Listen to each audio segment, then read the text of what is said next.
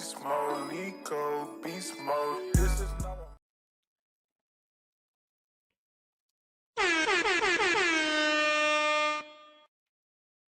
What up? What up? Ramen in the building. Who's ready to see a speed test? I fixed up my Wi-Fi. I just dropped 700 this morning to fix up my Wi-Fi. Who's ready to see the Wi-Fi speed test? I recorded it because I didn't want to leak my IP. I'm sending this live. Yeah, yo, over unders, over unders. Send this to Discord.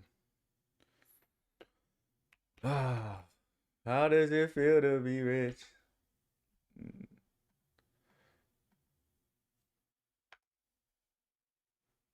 All right, we got somebody say over a gig.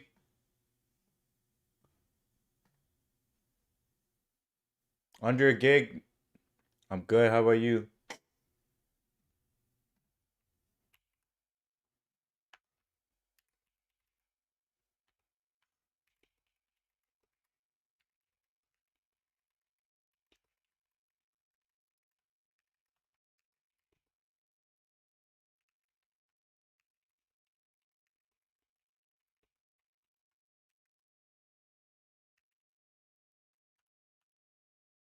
What up? What up? Who's ready for the internet speed test?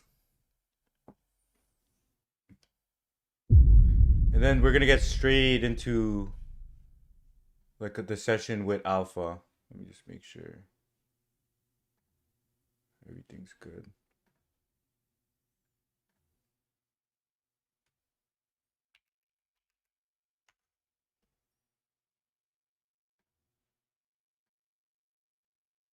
Ricky's truck. Add on the side.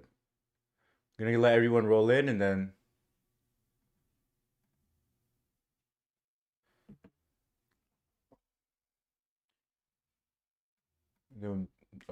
we got Alpha putting me through a coding interview. Let's see how it goes.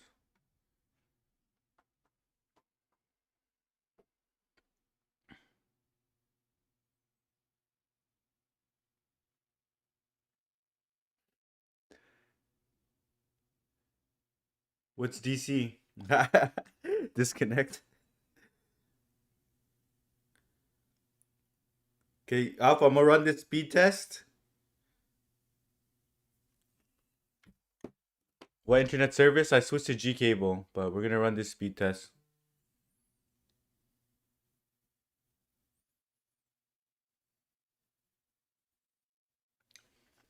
Then we're gonna hop straight into an interview with Alpha.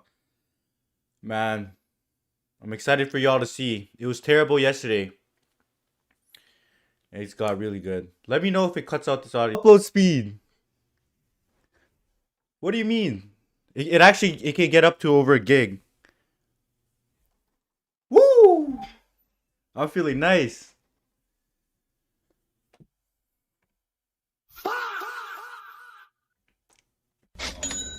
Let's get it. All right.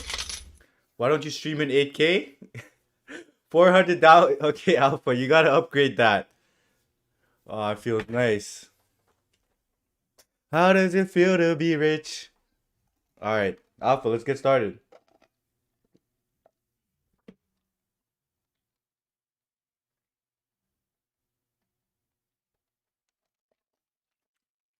Getting scammed, bro. All right. Wait, let me just check if everything on my stream is good.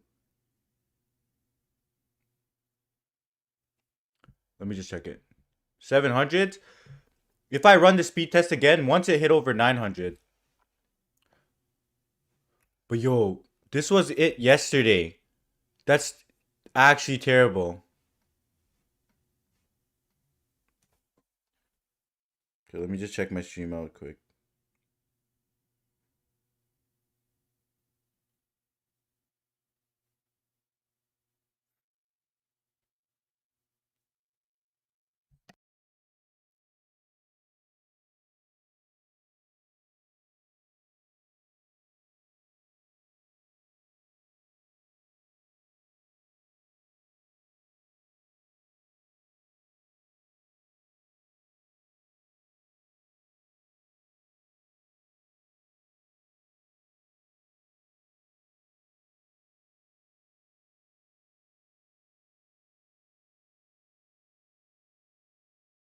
That was comedy. All right. Holy, okay, that's what I spent all morning doing, but now we gotta hop into a coding interview. Alpha, let's get on. Alpha, what's up, man? Hold up, let me fix this. Hey, let me mute What's up, your man? How you doing? GPU. Doing pretty good. Been a while, man. Holy. I So haven't. you got good internet now? Like you got a new plan or what happened? Yeah, I switched to Google Fiber. So Google Fiber, like, it's supposed to be a gigabyte upload speed. Sometimes it gets to 900, 700. It depends on when you run the speed test. It's not consistent, but Okay, I don't think they have that in San Diego, sadly. so what Paul sent me, he sent me like something you could just Google your address and it tells you all the different providers that you have access to and then what Okay. their upload and download speed are. So it's so clutch. I got like Spectrum. I'm getting scammed. I think my Oh, bill used to be damn. 80. Now it's like 130 or Oh my 150. So Yeah, yo, you should they just call keep them. raising it. Yeah, that's what happens. They keep raising it, and then you just call them, and then they'll just bring it down again. Okay. I gotta ask them if they have better upload too. But Yeah, yeah. try to get like when you get into streaming or anything, like you got to make sure it's proper. So do you just tell? I guess you could just tell them like, "Hey, this other provider has this, so can we like have a reasonable plan or I'm leaving?" And then they just like bring it down. Is that what happens? Yeah, that's what happens. That's what I They did give you with some like Xfinity. two year plan or whatever, and then you just like call them again in 2 years and like, Yeah, I "Hey, remember I'm gonna leave again." when I was about to leave Xfinity, they're like, "Oh, just stay. We're gonna give you a free iPad. We're gonna cut your price by half," and they just literally cut the price in half and gave me a free iPad. Damn. Get you some Uber Eats. It's Yeah. funny. So someone I know that had LinkedIn Premium, and LinkedIn does the same thing. So if you like go and cancel, they are like, "Oh, wait, we'll give you 6 months of like 50% off." Yeah. So if you offer a cheap LinkedIn Premium, No, you gotta use okay. that to your advantage because they want to keep you. They want to retain the customer, so you gotta do what it takes. Like you can get a lot of deals living life that way. I just can't be bothered because my parents used to do that all the time when I was like a kid. They're like arguing for like $10 things, and I was like, I would never do this. Like this is it takes so long. Yeah, So. no, dude, I'm the same way. Like my Wi-Fi was kept cutting out, and I was just like, I kept Fuck putting it it. off, putting it off. And then it cuts out like 10 times in your stream, and you're like, hold on Yeah, a I was like, second. I'm done with that. Especially All when right, I'm all about to right. do some big collabs with you. Gotta Oh make sure yeah. this is proper. Yeah. All right, let's lock in. All right. Join Who's this this? thing. Join the. How's life been? You've been going crazy on the coding interviews. Yeah, I had 3 people cancel in a row, like, God and they damn. never cancel, they just, like, don't show up, and I was like, "What the hell's going on?" So I just posted in my Discord, like, I'm gonna start doing that, just post in my Discord, like, "Hey, no one's here, anyone wanna go?" And that worked pretty well because I got that crazy dude, so He just came in out of nowhere. yeah. I was like, "Are you smurfing? Like, what the fuck's going on?" Yeah, that is Like, he was crazy. coding in C++, and, like, normally they code so slow, it's fine, I can figure it out, but he was like, "Alright, here it is, okay, I coded it, here's the test done, okay, how's it look?" And I was like, "What the fuck?" Yeah, So, no, he's wild. The main thing with him, he's just kind of shy, a little bit quiet. So yeah, I think, definitely. That's why I was like, "Is he shy, or does he know he's, like, a genius?" Like, I don't know which, and he's, like, yeah, smurfing. So, yeah, like the it was main thing kinda with him, funny. like if he wants to move up, because I know I've worked with smart people, right? And sometimes they're just too quiet to like speak up and just For sure. I talk. definitely learned that during, like, work. Like, if you're, like, in the basement and you're the best guy, like, you're never gonna get anywhere. So, you gotta, like, speak up for yourself. Like learn, you like get some people skills, right? Pretty much. Yeah, because you gotta get people to, like, vouch for you and wanna work with you and stuff, so. Yeah, Alright, let me start this thing, and we'll switch it. I guess you don't wanna do C++, so, I'm good for uh, whatever language, man. No, I'm just whatever. kidding. Alright, we're switching to Rust. All right, chat. No hints. No hints. Okay, so let me start this thing. Holy, I'm nervous. It's Alright, always funny being on the other side. that's true. Okay, so we'll go for, like, an hour or so. Okay. So yeah, so today we have James, special guest. So James, can you give a brief overview about yourself? Usually people have like a 10-second overview, so maybe you could say a little bit more.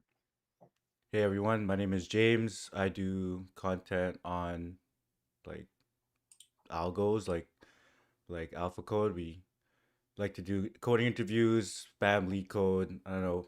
We just this is fun stuff. So we just got in this community, and yeah, I don't know. We work at fan companies type thing too, but we just like that's how I kind of got used to doing leak code, was just actually studying for interviews. And then I realized that, or I just got bored of just doing it all by myself all day. So I started posting as well, just to make it more fun. And now, I don't know, it's way more fun when you're interacting with people and there's a community around it. So hopefully you can keep it up. Yeah. I mean, I made my channel because I just wanted like accountability because I was like, I wanted to make sure I can do stuff, so I'll just make a channel and make videos and stuff. Yeah, and Okay. like teaching it is a way different skill. So you could talk. Yes. That's one thing I noticed too, is when I would just learn this all by myself, then I went 2 years without even coding or without even doing leak code. I forgot everything I knew, and it sucked. But now I could always just go back on my videos, and then Yeah. I'll never forget anything I knew, and I'm just gonna upload everything I ever learned. Okay. Okay, so let's get started here. So today, how familiar are you with like heaps and like how a heap is made? But pretty familiar. I mean, Okay, yeah, let's I'm see. like Let's familiar see. enough, I guess. Don't want to sound cocky. Sure. So what we're gonna do is we're basically gonna implement a max heap in Python. And so the functions that I want you to build for a max heap is heap push, heap pop, and that's it for now. And then make this in a way where like imagine this was actually like a production system. So you like, have the right stuff exposed, have the right internal stuff, things like that. And then we'll have some follow-ups, but so far this is a good place to start. Make it a production system. All right. Okay, can I start coding? I'm just kidding.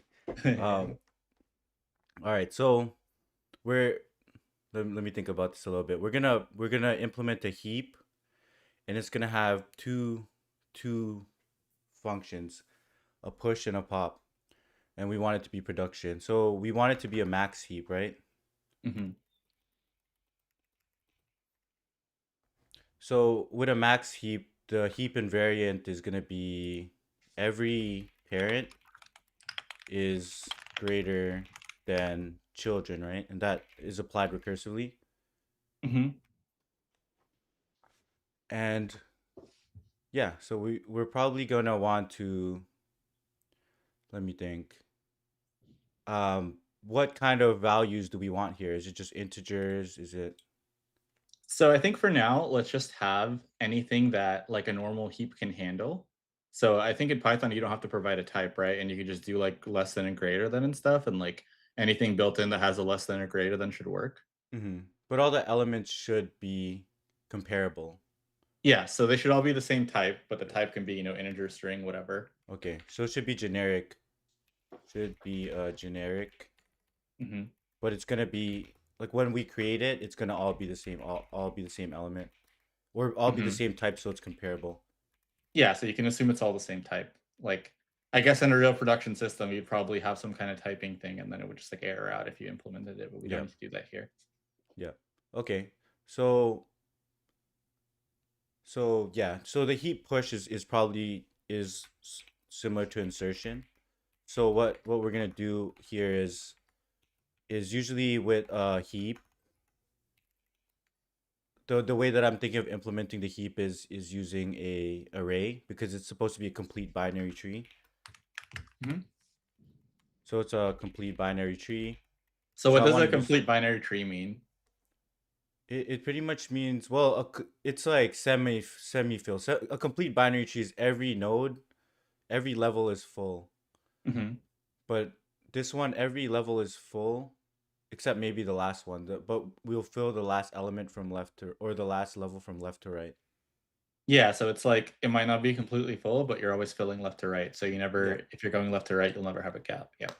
Okay. Yep. We'll never have gaps. So that works good, because then we could just we'll use, instead of implementing nodes, we'll use array as the state. Hmm. And essentially, yeah, since we're gonna be using the array as a state, when we insert, we're pretty much gonna push to the back of the heap, and we can go into the drawing and show what I want to do here, Hmm. Oh yeah, we can do the drawing. That's fine. just to make sure I have my thoughts filled out. Hmm. So pretty much we're gonna be able to like insert 5. And we're doing a max heap, right? So the Mhm. largest bubble up. We'll do like 1, 50. So with the insert, what we're gonna do is we're gonna be using an array. So when we'll just push 5 into the top, but it'll essentially bubble up. It'll look like a binary tree. Then Mhm. we'll put 1, and it always goes into the next neighbor. So 1 will go here, Mhm. and then when we insert 50, right? Mhm. When we insert 50, it's actually we have to insert into the next available slot, but then bubble it up. So we need to be able to figure out the parent so that we can bubble it up. And if this was a longer, like a bigger tree here, we'll need to bubble it all the way to the top, swapping with the parent. So we just need to figure out how we're gonna locate the parent in the array, and we could do that using like by just like doing some math because it's gonna be a complete binary tree. So Mhm. essentially, you're gonna have it's gonna look like this. These are the nodes in the array, Mhm. right? Yeah. So if I need to find my parent, 0, 1, 2, 3, 4, 5, 6. I just need to like derive it real quick. Sure. Because I think the main thing I just need to figure out now is how I'm gonna find parent and how I'm gonna find child, parent and Mhm. child. Because when we insert, we're gonna have to bubble up. And then Mhm. when we like remove something, we need to swap the top element with the last element and then bubble that down. Okay. So with the parent, so 3, if the parent is 4, what can we do? We could just do like the index divided by 2. That'll just give us 3 divided by 2 equals 1, 4 divided by 2. No, that will give us that won't give us 1. So what we need to do is 4 divided by 2 minus 1, or the ceiling minus 1. Okay, wait, let me figure this out. Mhm. Because 0, 1, 2, 3, 4, 5, 6.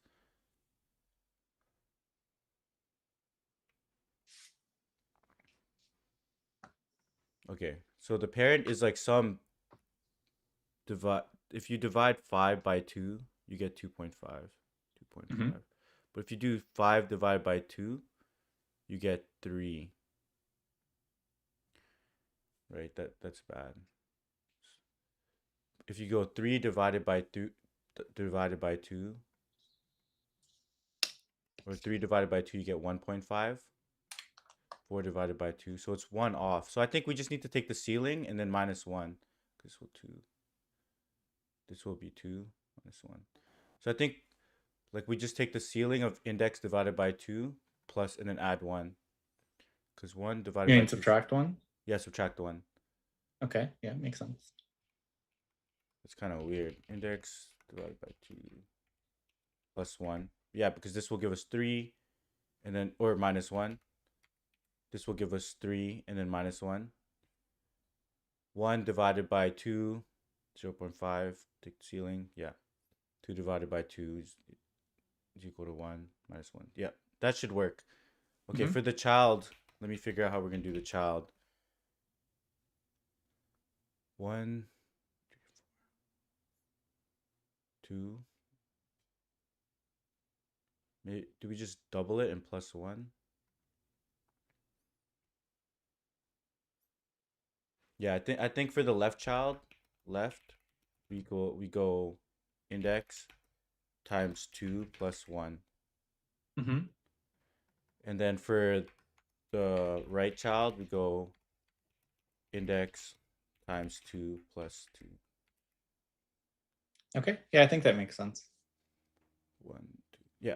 Okay. And then yeah, pretty much that's so what we said is for pushing, we're gonna bubble it up, and then popping, we swap with the top element and then move it down, and I'll use this So when you say you swap with the top element, like let's say this was your heap. Let's say you actually had this like obviously this is like a min heap, but or whatever, Let's say these are your nodes, right? These are Yeah. your indexes of your nodes. So can you explain like what a pulp would look like? Yeah. Let's Like what do go. you mean swap? We'll -1, right? What do you mean -1? -1. We add -1. It needs to go to the next element here. So since we're looking at a min heap right now because that's how it's structured. Uh-huh. And then what we do is if we want to, oh, you want to move it down. We want to pop it, right? Okay. Yeah, so like let's say I'm popping the top. So I'm Yeah. popping this. Yeah. So what does that look like? So when we pop, what we're going to do is we want to maintain like the complete binary tree. That's why we kind of Mhm. swap it. And then we Mhm. could just like remove this. So that is our element now. Mhm. Now our heap invariant is messed up. 8 is larger than the values under it. So what we Mhm. need to look at the left and right and swap with who's smaller than us. Because if I choose the one that's smaller, then it Mhm. will maintain the invariant. Because if I choose the one that's larger, then it's gonna be larger than the one to like the other sibling, Yeah. which breaks the property. So we swap 8, we look for the one that's smaller, we swap 3, Mhm. and then eventually gets down, and you could just see that the invariant holds where every single element is smaller because this version is a min heap. Every element is smaller than its child. Okay, got it. Yeah, so I think both of these make sense. So yeah, do you still want to stay in the drawing or are you good to get out of Yeah, this thing? I'm good to go. Okay. So yeah, so you're gonna have a heap pop and a heap push. And basically you said for the pop you'll do a flip and then you'll get rid of the last guy and then you'll bubble Yeah, down. For a push, you'll insert in the end and you'll bubble up. I think yeah, that all makes exactly. sense to me. So let me ask you, like, what kind of functions are you gonna have here, and then what should be like user exposed? Yeah, so we're probably gonna want to have like a Mhm. constructor, and that's gonna initialize the state. We don't want them to actually access the state. We want to hide that behind. And then probably we'll just want the heap queue or the heap push and a heap pop, Mhm. right? So that will put elements and then heap pop will get us. And then maybe if they want to just look at the last element like a peak, but that's not part of the requirements. But Mhm. essentially we just want the constructor and these two, and we want to hide all the implementation details, Mhm. like, and hide everything. But in Python it's kind of hard to, you can't really define private variables like that. Yeah, so let's pretend, you can mark it like whatever is like double underscore or something. We can do something like that. Hmm. Or you can just write private over it and like in another language that you could easier and like that's Yeah, totally fine. Okay, so let me ask you one last thing. So for the heat pop and the heat push, what's the time complexity of those? it's gonna be log n or log of the height or log n, which is Where n pretty is much, what? n is the number of elements in the tree or in the array.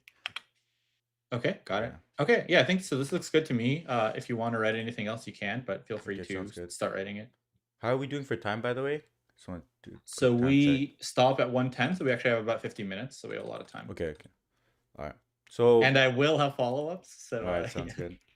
So we're gonna Yeah, have a heap class, and then we're gonna have our constructor.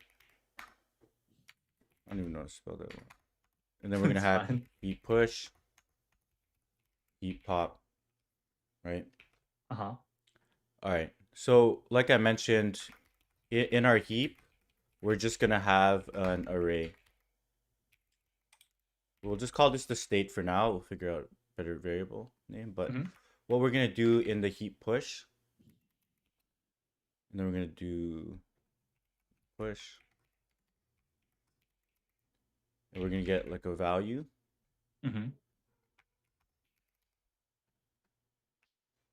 Honestly, I don't really run types on Python like that, but it'd be like, It's fine. Yeah. Like honestly, that's why I think this question would be better if someone did like something I knew, like Java or something, because then you you can do type it and Python stuff. though, right? I thought you did Python. Yes, but I don't know how to type Python because I Oh, mostly okay. use it for DSA as well. So Yeah, return. So this kind of returns. I usually just vibe code the types, return the value. yeah. So what we said, Okay. what we're gonna do when we heap push is add to the array at the Mhm. end and bubble up. Okay. And then what we said for the heap pop is we swap with what are we gonna do? Swap with last element Mm-hmm. and then bubble down, Mm-hmm. right? Yeah. So what we're gonna do is we're gonna figure out we're gonna add to the end, and then we're gonna figure out our index, and then we're gonna have to figure out. It might make sense to build out functions for getting the parent and children, but Okay. or we could just like hard code that. But let's just go through this first. We're gonna go Sure. self dot state dot append the value. This adds to the end, and then the current index is equal to self dot pretty much the length of self dot state Okay. minus 1. And then we'll say while the index is less than equal to or greater than equal to 0, because the Mhm. zeroth element,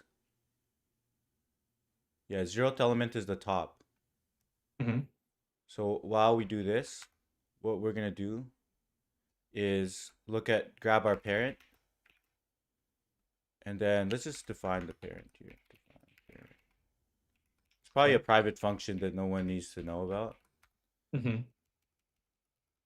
So maybe you can mark it as like underscore or have a comment or something just so we're clear like what's exposed and what's not. Yeah.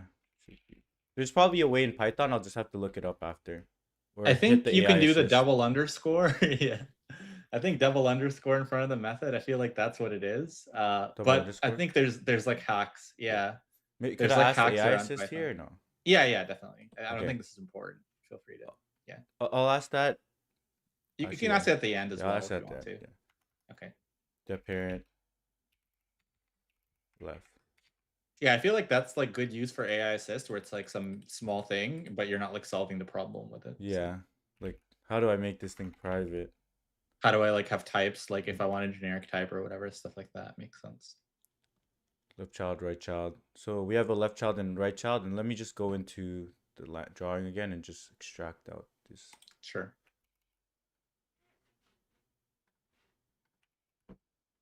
So it's okay. We're gonna have to import math.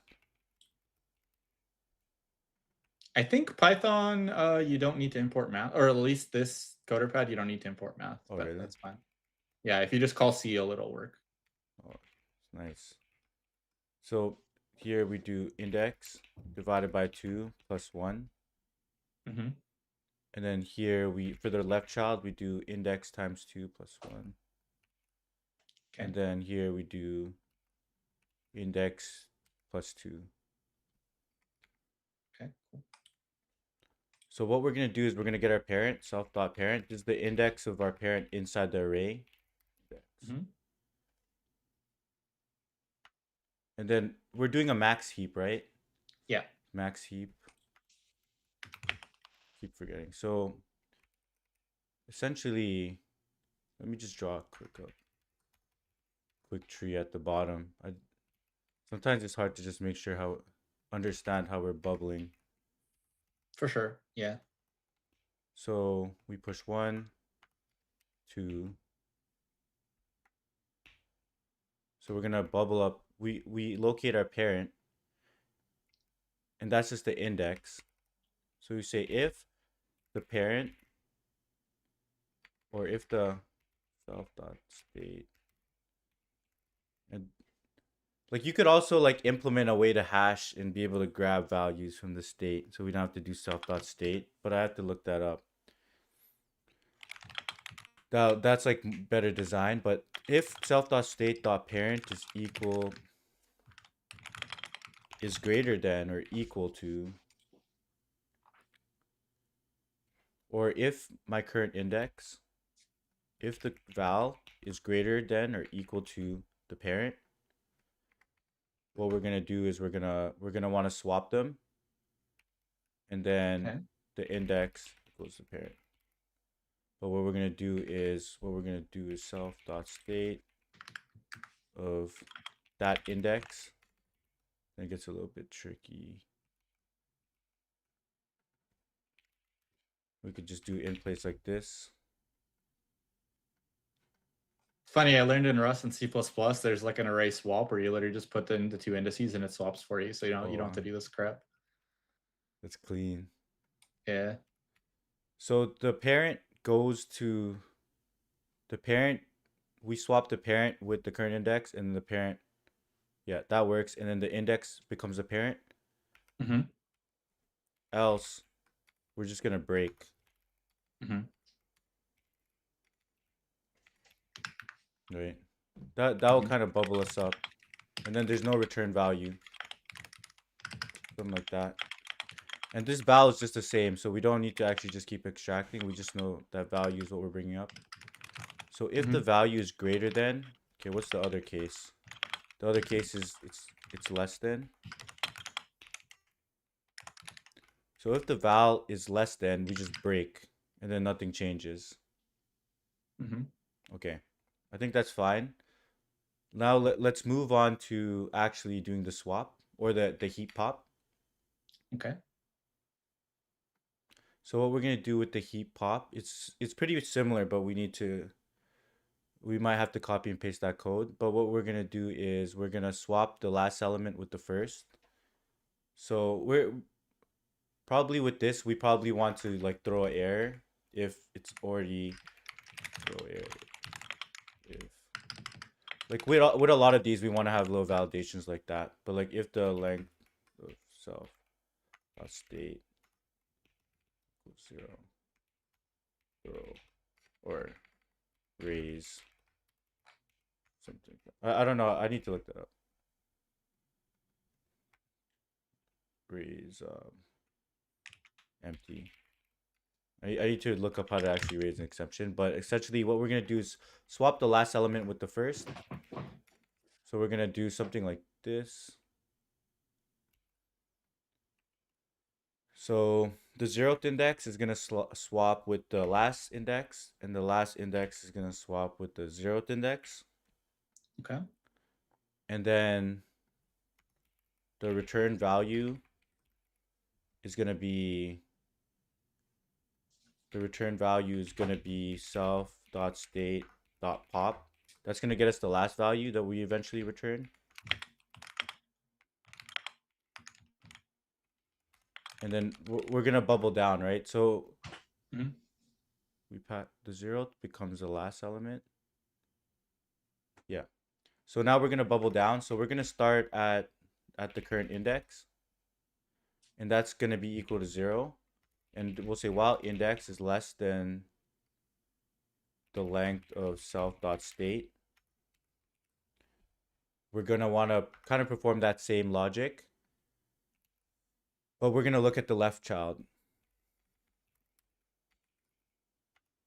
Self dot. We'll do left child. So we'll do. Is everything making sense so far on the implementation? Yeah, I get it. All right. So we're gonna do left child and right child. Now this part's gonna get a little bit tricky because we need to figure out who we're gonna swap with. So there's gonna be a few cases. If left, or we need to figure out who's the smaller child. But like if we're gonna get the current value. Yeah, we need to grab the current value equals self.state at the index. So it's gonna get, this might get tricky here. So we're gonna get, and I'll delete these comments after, but 3. It's a max heap, right? So 3, let's say 3. So now like 1 has to kind of bubble down, but we also need to deal with like neighbors. So suppose this is 4, or this is 4. So this would be a min heap, right? Or this is after we pop, right? Pretend 1 got to the top. Oh, okay, okay. and then this is a Oh, I max see. heap. Like, Okay, max heap. suppose this Yep, was got like it. a 5, and maybe 1 was at the bottom, but like now Got it. one Got one it. got here. Hmm. So it's a max heap. We need to look at our left and right child and figure out which one to swap with. Hmm. So if the current val is greater than or equal to um, left.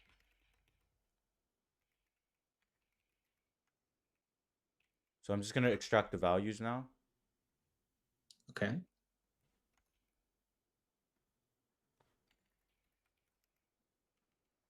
Right val. So essentially, like if the current value is greater than or equal to both the left value and the current value is greater than or equal to the right value, we could just Hmm. break. It's in this Okay, makes spot. sense. Elif. Like we know it needs to swap. We need to be like Elif. We know that it's greater than 1. Then we could just say if left val is greater than right val, then we Okay. need to swap with the left. Swap with left. Hmm. And then last case, swap with right. Okay, yeah.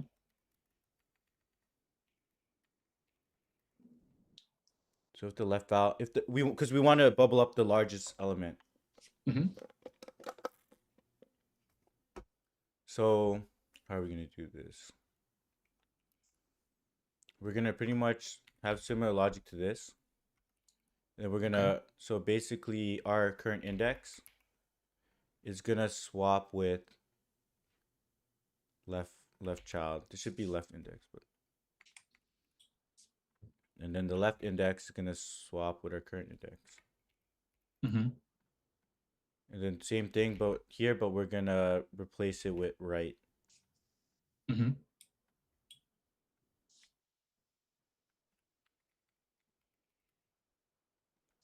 And then so swap with left. So our current index, then our current index actually equals. Since we swapped with the left, this becomes left.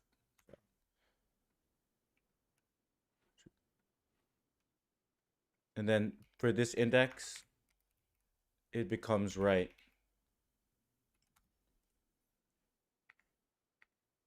Okay.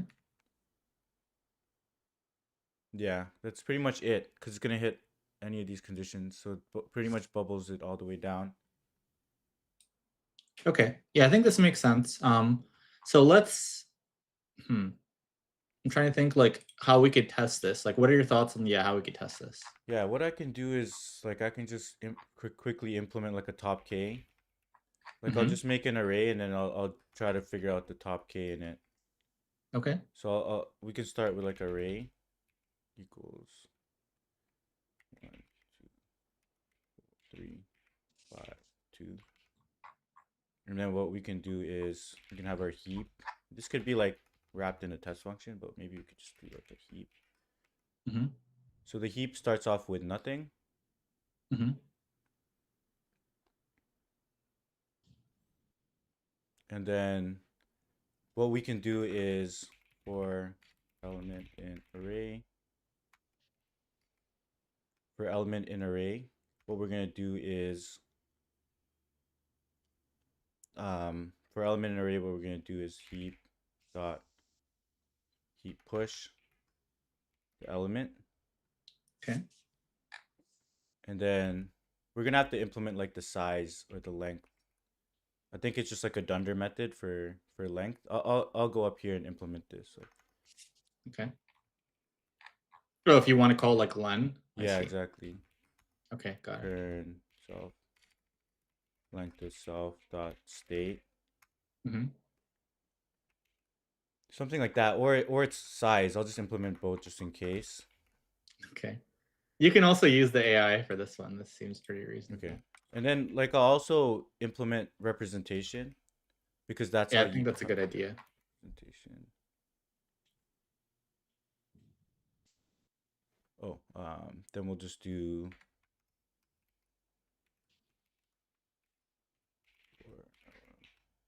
or we'll just do join Mm-hmm. dot join self dot state, something like that. Or that might not work Okay. because it's but what we're gonna do is we're gonna heap push if the length of, let's just set k equals to 2. Mm-hmm. If the length of heap is greater than 2, then we'll do heap dot heap pop, Okay. and then at the end we could just like print the heap, and it should just contain 5 and 2. Okay. Yeah, I If like it it. works correctly. Let's see, list on index. Okay, now we're already hitting some bugs. Now we gotta debug. Mm-hmm. So we're at 72. Mm-hmm. Yeah, we're not capturing these corner cases. Yeah.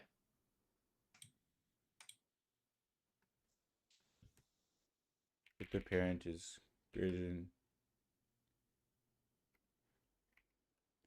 well, we can just return this here.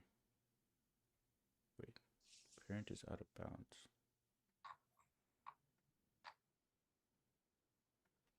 Greater than 0, because we don't want to. Once it gets to 0, we don't care. That's right. Okay. Okay, let's look at the if. Where is it? Where is it breaking now? Looks like, is it 72 again? Or is it something else? Usually I'd use a debugger, but I'll just like print parent. Mm-hmm. So 2. Wait, why do we have all the hello worlds? Maybe you can get rid of that as well. yeah, That would, Okay. yeah, let's get rid of that. Okay. Okay, let's just do a simple. Okay, so I'll just add some prints quick, and I'll delete this eventually. Pushing. And let's see where it breaks. Okay. So it pushed 1, it pushed 3, Mm-hmm. and then when it pushed, why didn't it push for? Wait one sec. Push element with the invalid escape. What is this? Okay, let me delete some stuff. I think it's like if you have an invalid character in a string is there. Okay, now it's gone, so that's good.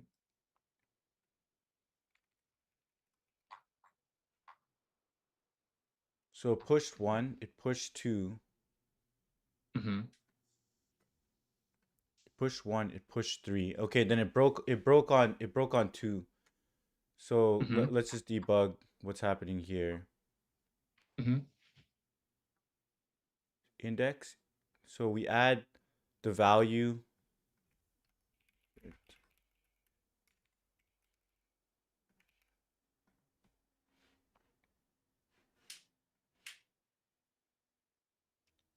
Push 1, push 3. Okay.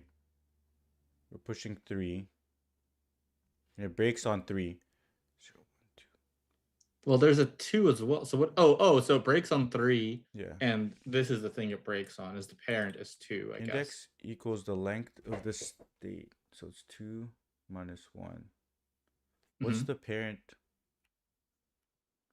Let's do it like this. Oh, I didn't minus 1. It's supposed to be plus 1. Yeah. Wait, let me. Wait, is it supposed to be plus or minus? Minus? Yeah, it's supposed to be minus 1. Ceiling minus 1. Okay. Okay, so now it's breaking. Yeah, so Yeah. this is the There you one go. that this is the one I noticed when you were coding. Okay. Let's Didn't see. notice the other one. There's gonna be some for beat pop. So all the pushes is working properly. Mm-hmm.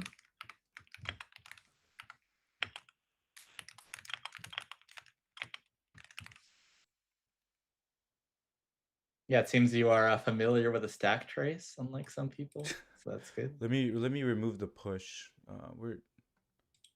Or like the state. Or I'm printing the state. Oh yeah. Okay, we're pushing 1, 1. And then on the first pop, line 83. Yeah. Yeah, Maybe you can because get rid of this it's gonna parent be too out if of you want. bounds. Yeah.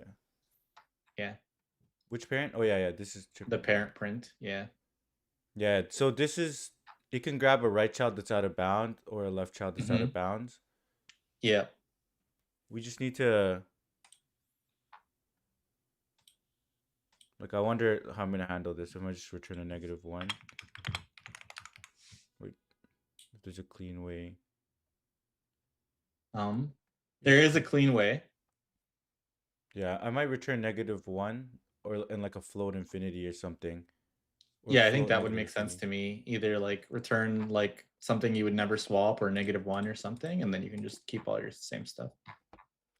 So if the right child, so if the left child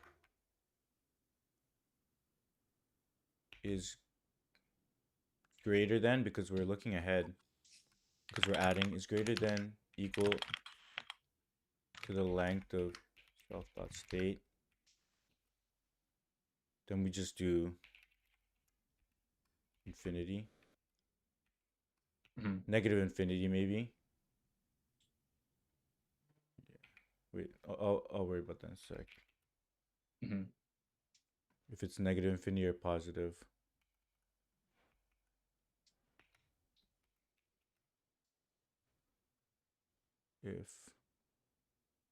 If the current value is greater than, yeah, it's gonna be, if they're both empty, like we're at the end, if it's greater than left val and greater than, it's always gonna be greater than infinity, so we're good. Okay, let's try that. Type error. Yeah, it's because this thing is joining on like a. Oh, I see. Yeah, that's right. I think you need like convert an this to string. Okay. Should return 2 and popping. Nice. So so your join just needs to join on like a space or some kind of thing. Right now you're just combining. Okay, so we wanted a max heap, Yeah, right? this is a max. We wanted a max heap. What did it return? It returned a min heap. Oh, you got a min heap. What's going on here? If the current value is, okay, my current value is greater than. Wait, what did I say? So I think your test is just incorrect. Like I think the code is right, but because you keep popping the max, you will get the min. So I think this is actually correct. Does that make sense? Oh, yeah, like yeah. like when you get 135, you'll actually pop the 5. So I think this is actually, yeah, this is like, because normally you do top K with a min heap, so this is like bottom K and like reverse. So I think this is fine. Yeah, Okay. you're right. Okay, so I think, okay, so we're gonna have one more function and we'll see how far we can get here. So are you familiar with how Heapify works? No, not really. Okay, so I can we can explain figure it out. Yeah. Yeah. So do you know the time complexity of Heapify? No. Okay. Maybe so like Heapify, no, so Heapify is actually linear time. So you can take a heap and you and it's a linear time thing. So that's why it's always better to like make an array in Heapify instead of like adding elements with like a heap push all the time. Because if you add a million elements and then you do a Heapify, it's O of n. If you heap push them all, then it's n log n. So let's say we just have a bunch of random numbers, like just say we like 5. Oops. How do I delete? Okay. I think I have to like zoom out or something. Okay. So let's say I have like 5, some random numbers, 3, 1. This is like my random array. And this is what it looks like. So basically the goal of Heapify is to turn this into a heap in linear time.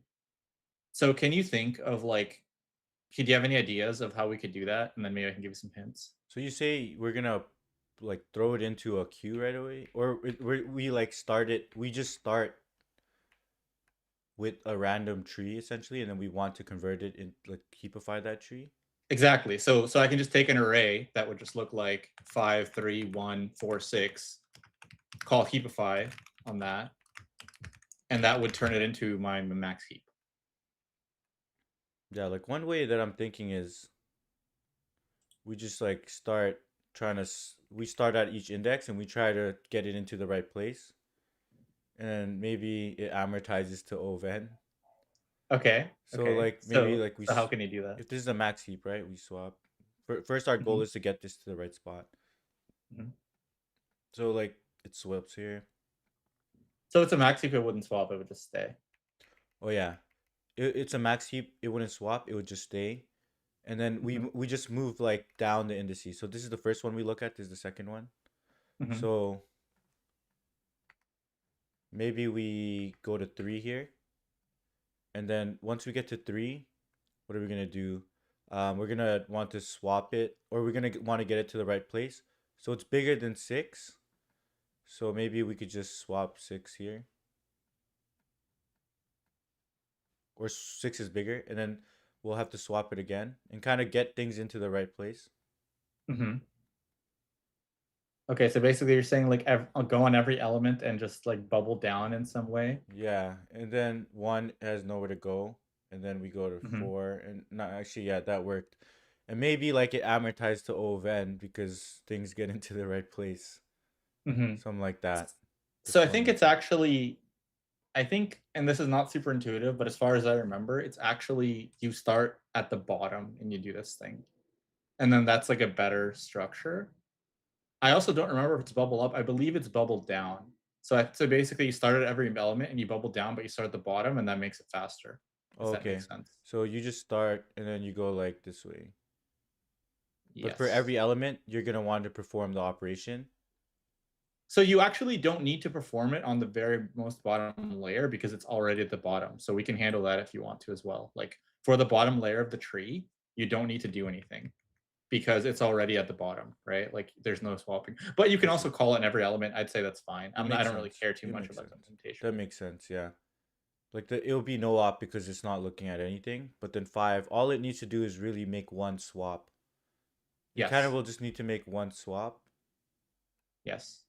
with the one that's larger, and then you just do that for every single element. And since you start from the like at the bottom, yeah, you could assume that every it's like kind of caching. It's like it's like DP kind of because you already know that the heap invariant holds for like my children. So if Hmm. I just swap with myself, that invariant will hold as well. It's kind So of like a bubble actually, sort. thinking about it some more, I think it's actually like I'm not 100% sure. So you can tell me what you think. I think you actually do that, but then instead of bubbling down, you bubble up. Because if I bubble up here, um, then this will be in the right spot, and then that like the element that needs to be here will be correct. But if you bubble down, um, then what will happen is like maybe the thing at the top actually needs to bubble down all the way, so then it won't be in the right spot. You know what I mean? So I think the algorithm. I mean, I could look it up later. I don't really care which one you do, but I think the correct one is you start at every element except for the bottom row, or the bottom row if you want to, and you bubble up.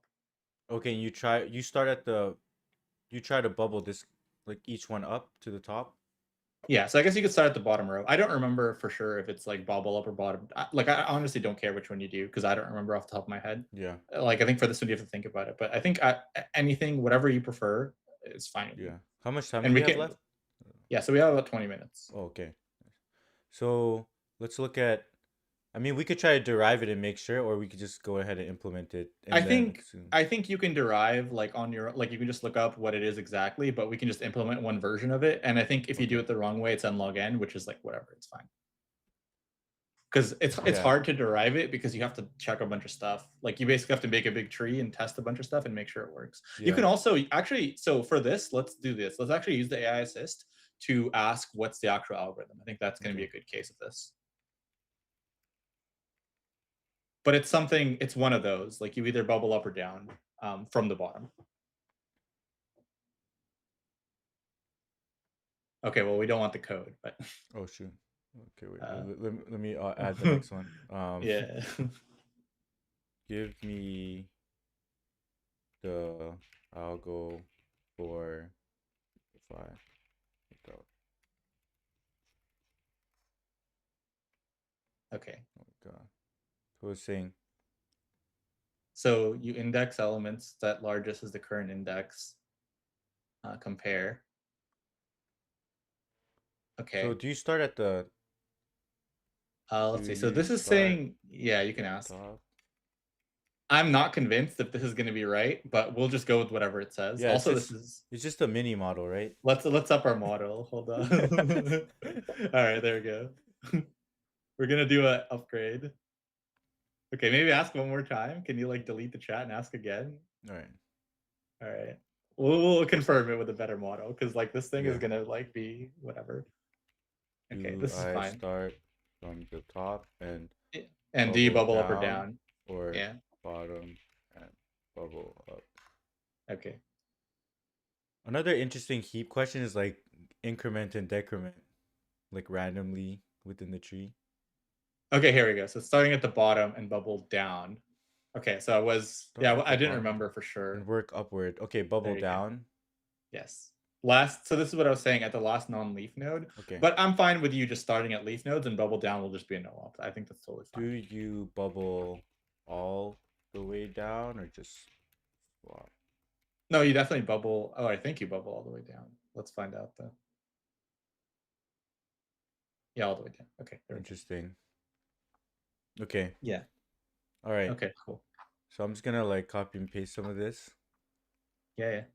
So I'm gonna So ideally, what I would recommend is you have some shared functionality that you might want to extract out. If you can think about what that is. probably like the bubble down. Yeah. So like think about what that would look like if this was like production code. So ideally we don't just copy paste like 20 lines. Yeah. Let's do Heapify. Okay. And then this is kind of the prompt here, and then Heapify. So what we're gonna do is maybe like what do we think we're gonna pass into? Pass into it like the array, and then we set the state as the array, and then we heapify that. So I think what we can do is in our init, we can take an array and then we can just call heapify right away. I see. If Okay. there's an array. That makes And if sense. it's empty and calling heapify and empty will just be a no op. So you can just call heapify in the init and take an array as an input. You can say like, yeah, array equals like empty array. Yeah, exactly. I think that works. Okay. And then we'll just like heapify to just ensure if they want to initialize input dot Yes. state, or we're gonna do self dot heapify of self dot state. Yeah, and if it's empty, this will be a O of 1, so that's totally fine doing that. Yeah, or we could just call heapify. Yeah, And exactly. it doesn't even know. Yeah, exactly. But so what we're gonna do is we're gonna want to pull out. So we're gonna bubble all the way down until the property is satisfied. Mhm. So the property is gonna be, so this is the bubble down code. Mhm. And okay, this is the bubble down code, and we don't care about the return value. So what we're gonna implement like def bubble down. Mhm. But we're gonna want to start at a random index. Yes. So you can also give this a oh yeah, I guess you can, this is fine. Just kind of like a bubble down. Mhm. And then we could do self dot bubble down. Add an index. Right. So with heap hop, oh yeah, our index is 0 and we just called. Yeah, I think that makes sense. Yeah, we bubbled down. Yeah, I think this makes sense to me. Yeah. We can also just like once we have this running, we can just rerun our test that we have already. Yeah, we can do. Yeah, we can. Let's just run this right now. Make sure it's working. Should say 2 and 1. Sure. All right, looks good. Yeah. Okay. Yeah. And then what we're gonna do is we're gonna heapify. So what we says. Let me look at the AI sys. Mhm. Start from the bottom.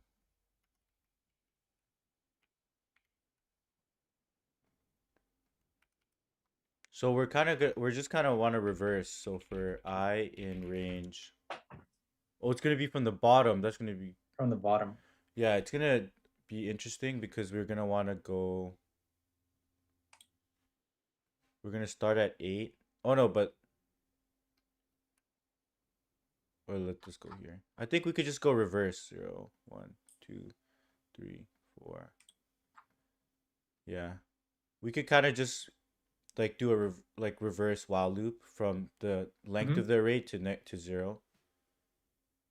Yeah, that sounds correct. So we say for I in length of the self dot state -1 -1.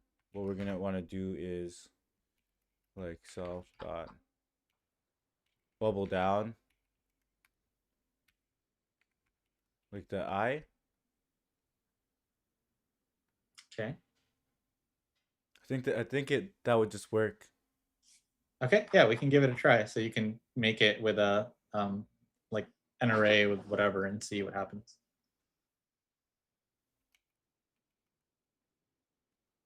Do largest equals heap dot heap pop. Second largest equals heap dot heap pop. Let's just print. Cool. So maybe print the heap before popping and then after. Okay, we could do print heap. Yeah. So what do you expect on 118, and then if you print at the very end? So on 118, we kind of expect the largest element to be at the front. We don't really know the rest of the elements. Yep.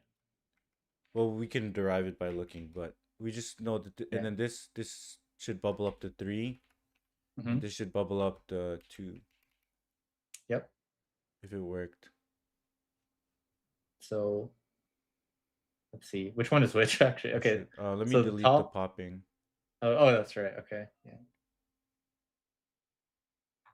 Did we call heapify in the init? Oh no, we didn't. Okay, that's probably why.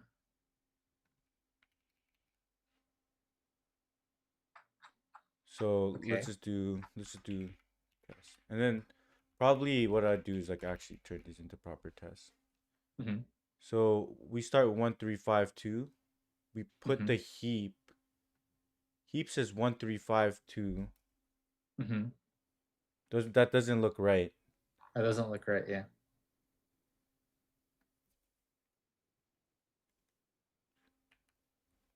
Do we even call heapify? Oh no, what is this doing? Oh, so look what you did here. It's like a pretty obvious mistake, I think. Yeah, bubble down.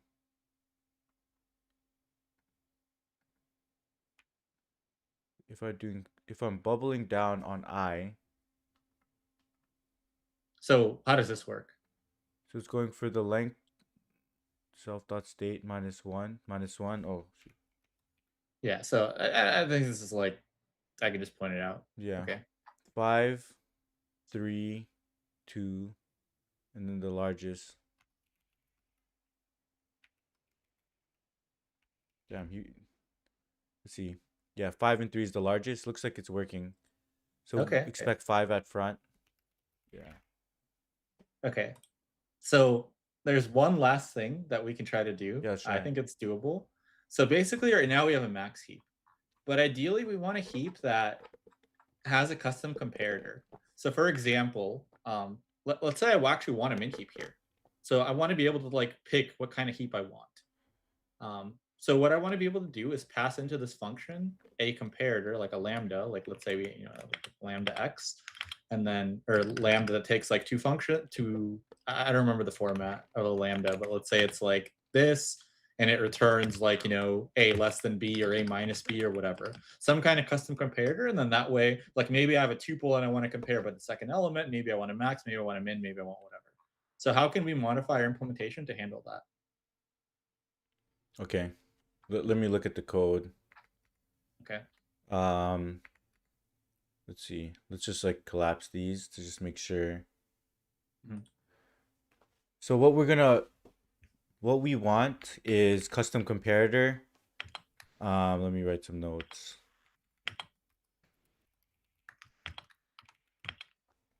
So do we want that? We would probably want that when we're initializing the heap then, right? Yeah, so assume we give it a comparator. Yeah. we give it a comparator, and we have to provide this comparator.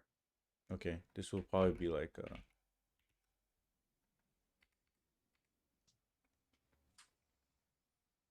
okay. Then we're gonna have to use that comparator when we're actually comparing stuff, which is pretty much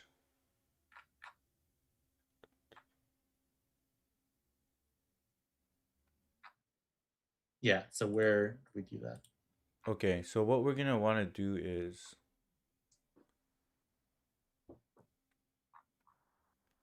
like, do we have to specify? What I would say is, if we want to specify comparator, the comparator is gonna have to take in like an A and B, Mm-hmm. and then it's gonna write some. It's gonna have some logic to compare A and B, and it needs to generate like a total ordering. So we need to actually be able to compare the elements. I think we just Yeah. need. So you Yeah. can do this whatever way you want. It can be a Boolean. It can be like 0, 1, -1, like a sort. This is up to you. Whatever works is fine. So what we could probably do is just we could just store the comparator Okay. in like a state, Mm-hmm. and then for each one of these, we would just like replace with the comparator. So like wherever we do the comparators, we pass in the value and then something like this, Mm-hmm. right? And we And this do is telling us what, like, so what will a comparator look like? Will it tell us if value is like greater than the parent or less than, or? it'll return a boolean, right? Mm-hmm. Like true or false if one's less than the other. Yeah, yeah. So basically, what I'm asking is uh, like which one would be less here? Like, if this is true, which one is less? Like, We like want what's your actual comparator? we want to return true if it should swap. True if it should swap. Okay, Let's see. okay. So then basically, we're implementing the. Okay, sure, that's fine. True if we want to swap, right? So if this was a min heap, we'll just return true if it's greater than the other. True. Okay, If it's got a it. max heap, we want to return true if we want to swap. So the Okay, comparator would want to return, yeah. okay, sure. And we need to So pass in. So we're passing the first value, and then the order here also matters, right? So basically, we're passing the current value and like what we're trying to swap with. That's our comparator syntax. yeah, I Okay. like this is kind of a custom one. I'm not sure what the actual like. So actual This is probably standard. comparators, Yeah. like typical, is like you do some lambda AB, and typically it gives you a integer, but a boolean is fine. So typically this would be like true if a is less than b, maybe false if not. This is like pretty standard. And then sometimes you want to know if it's equal. In the heap, you don't really care. So if you care about it, you can do like lambda AB, and it can return like -1 if it's less, 0 if it's equal, and 1 if it's greater. That also is fine. So whatever you prefer, that's reasonable, Mhm. is fine. Okay. Yeah, so I think all we'll need to do is throw in this custom comparator into all of these checks. Okay. So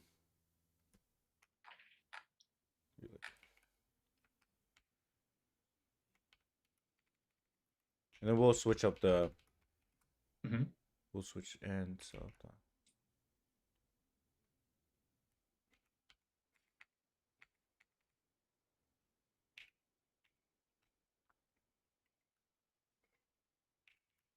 yeah, something like that. Oh shoot, just self dot custom comparator. So now we have the comparators checking, Mm-hmm. and then we would just have to store that in the state. And then now we just need to implement the comparator. Mm-hmm. So let's add that to the test. Yeah. So what we do is we have the heap. What is the heap? It takes in a comparator. Mm-hmm. So let's just say the comparator is like, we can turn this into a lambda function after. Okay. Yeah, I'm not super familiar with how functions are passed in Python, so whatever works is fine.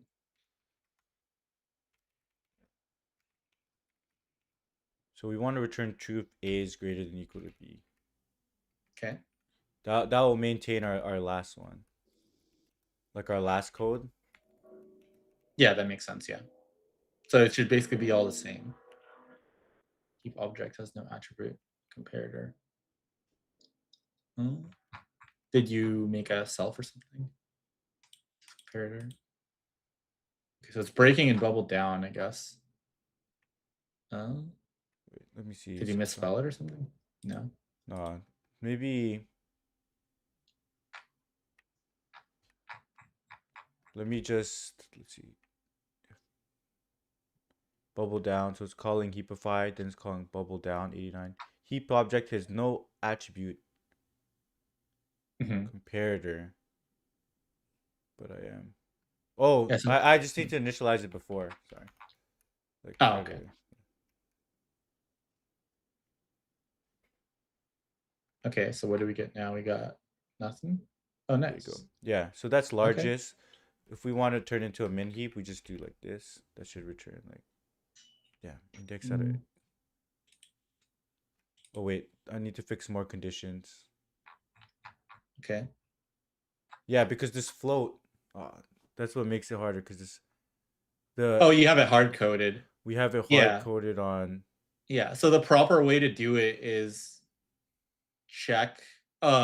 Oh yeah, you need to use If these are comparator, none, if right? these are none values, yeah, I'll just basically in the compare. If one is none, then you just have to return the other. That's fine. Yeah, Something that like makes total that. sense. Yeah, they're I think like a hard-coded. production one would be like checking for actual index and figuring out some better thing, but I mean that's a lot of stuff. So yeah. Okay, I think we can stop here. I think that's totally fine. And yeah, basically, if you do modify that, then you can use it for like tuples. You can use it for whatever you want. You can do min, max, any element you want. So this is how it is in a lot of other languages where you provide a comparator, and then it's like very convenient. It's not just like min, and then I have to like negate stuff and whatever. Yeah. Okay. Makes sense. I think I just need to figure out how to not hard code that float infinity, and then it could just easily turn into a min heap. Yeah.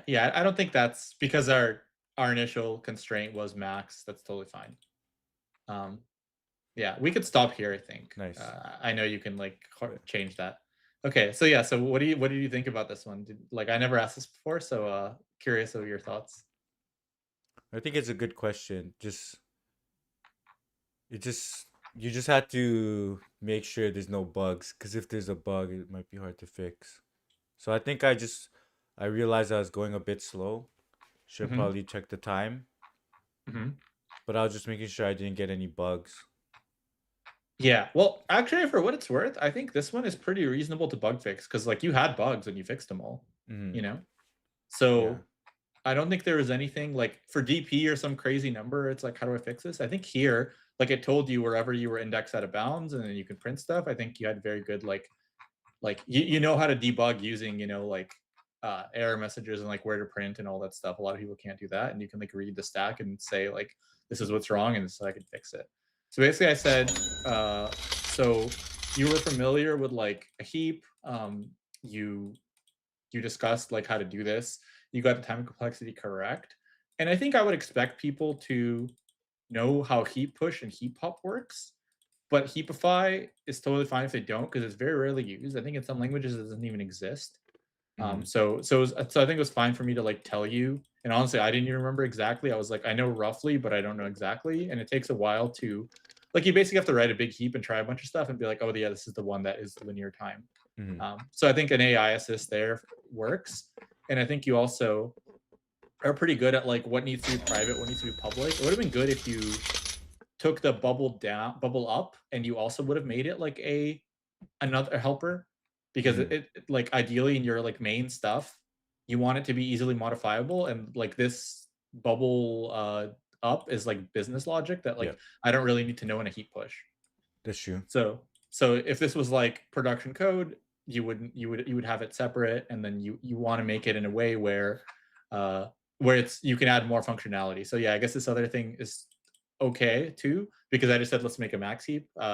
So I didn't say like let's make a max heap and then we'll make a generic later. So I think it's pretty reasonable, and as long as you understand like how to fix it later, that's totally fine.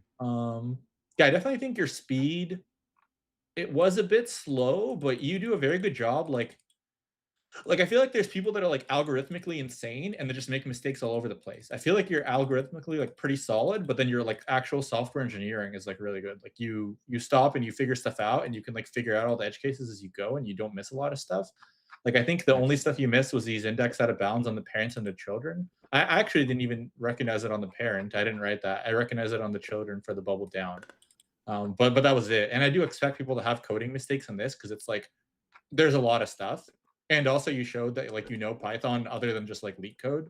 Because a lot Mhm. of people are like, oh, I need to write a class. I've never done that. Like where it's a leak code, so like I just use that, you Yeah. know. So if you know like the repr and length, like basically I'd expect people who code in Python to have like as good Python knowledge as me because I don't code in Python. I just use it for only DSA. And Mhm. I think you have like better Python knowledge than me. Nice. So yeah. And then yeah, you were familiar with the stack trace. So when you had a bug, like a lot of people can't read the bug, and then they're like, "So where's the bug?" And then I have to like it's pretty obvious. You know, it tells you exactly what function calls what, and you were able to like add print statements in the right places and then debug pretty well, um, and pretty quickly. So basically, I gave you for DSA and problem solving, I gave you a 4 out of 5 because you didn't know Heapify like at all. Mhm. Ideally, you would have known like roughly or at least time complexity, but Makes it's sense. also pretty rare. I think Mhm. your communication is very good. Like I knew exactly what you were doing, and then you drew stuff. I actually don't like the CoderPad drawing. I wish they let you just have like Excalibur open and like a CoderPad like side to side, so it Mhm. doesn't cover the code. But yeah, it's kind of a pain. Yeah. But for what it's worth, like you used what you had and it was good. And then yeah, your speed was 4 out of 5. Like even though it was kind of slow, I guess you still finished like everything I asked you in an hour, and there was a lot. Um, and I probably, if I was to ask this for like an intern or new grad, I probably wouldn't even do the Heapify. I would just do the first two.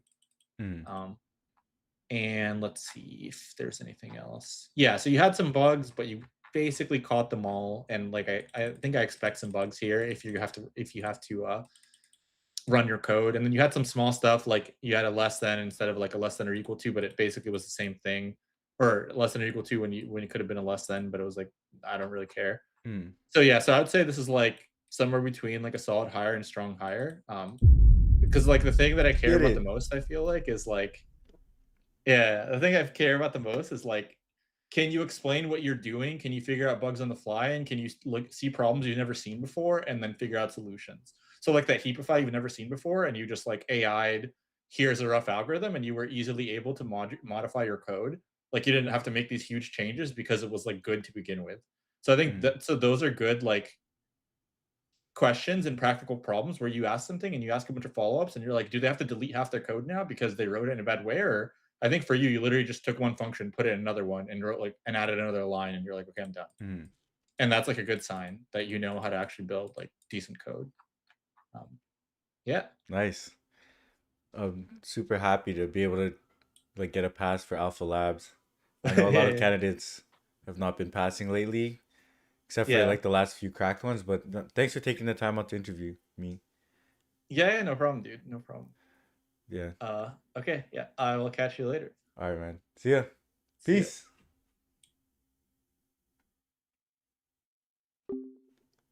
Alpha Labs. Yo, let's go.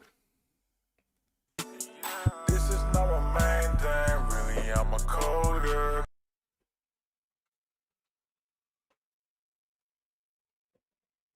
Oh, I feel good to get hired at Alpha Labs. That was wild. Yo, I didn't even lag out once. Yo, that's a strong hire for sure. We paid it's all good, man. Yeah, IPO in 2050 when you sell your whole content base.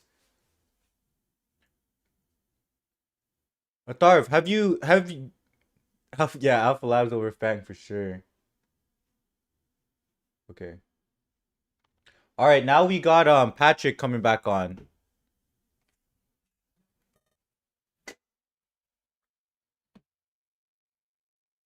Yo, it didn't even lag once.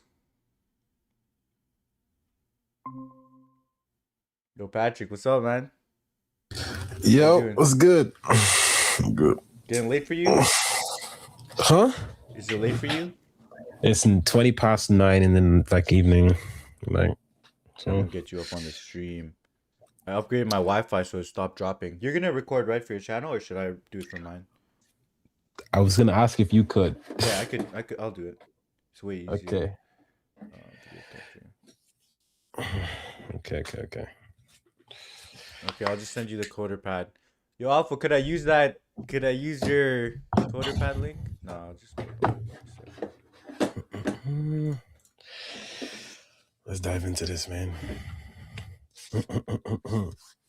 What time is it over there for you? It's early, 1 p.m. I'm gonna Whoa. try to do stuff after. Yeah, we're only 8 hours ahead of you or behind you. Oh, okay. It's not the worst.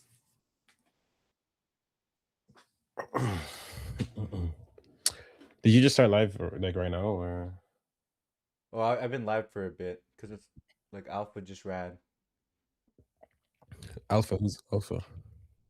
He's another YouTuber. We just did one. Oh, Alpha. Oh, Alpha Alpha. Code. Yeah.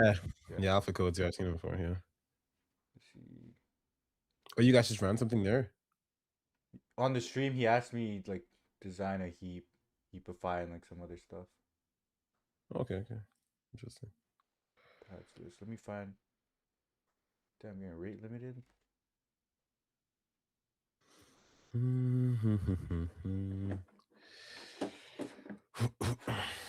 me pull up your stream. What'd you get up to today? Started learning iOS development with Swift. Nice. I'm gonna make Grinding. an app. So yeah, I'm just grinding. Just grinding. Oh, is Alpha still on the stream? Because I was. Yeah, Alpha's still on the stream. Why, you want to ask him something? Yeah, I wanted to see if I can look what his LinkedIn is, because I want to like try and organize something with him. Yeah, Alpha. He's in the chat. Y'all could do like coding interview or something. Alpha's like done a lot of questions. He's pretty good. Does a lot of. Yeah, I've seen his channel. He's done a lot. Learning Swift, full stack Swift.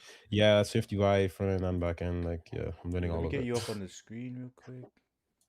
Chat could ask some questions real quick. Cool. Oh, he's software engineer at Apple. Yeah. Oh, I don't know that. All right, cool. Yeah, I just gave you a connection request there, Alpha. Try to organize something. I'm just doing Swift server, kind of bored with Swift UI. Hey, I don't know about y'all, but I like seeing like my code visually. So I mess with front end a lot. So I agree, man. I agree. That's why I build full stack stuff. this thing, yeah. So it's like, especially knowing you're seeing your logic work front end as well. It's just great.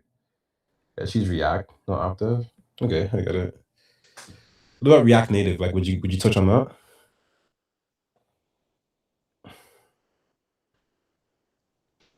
You go by P codes or PK codes? P codes. P codes. All right, everyone. Ask P codes some questions real quick while we set up. I have to get like a.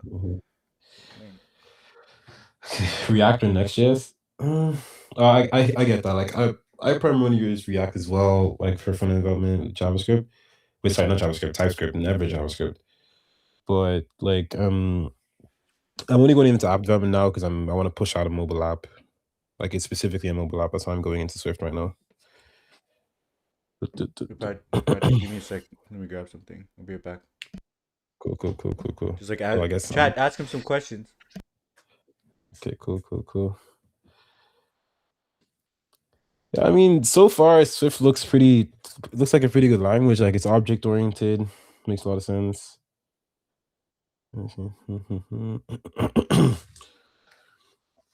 So yeah, I like it so far, and I like how like Apple has just so much like customization with Swift, like the actual like UI for iOS apps. Like it is a lot of customization using Swift rather than using something like React Native.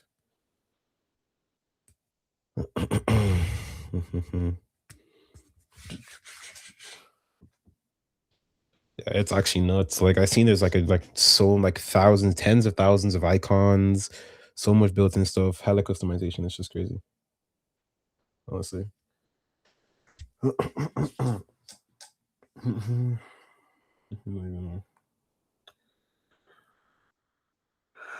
Yeah, like server dev in Swift. Like, wait, so you've learned server dev with Swift, right?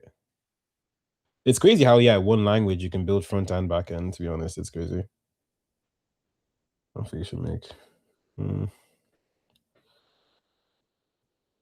Oh, you work for Apple. What am I talking about? I was so confused by using Swift. You work for Apple, so like all your stuff is Swift. Okay, that makes sense. Wow, like actually just one language, front end, back end. It's actually crazy. Let's see.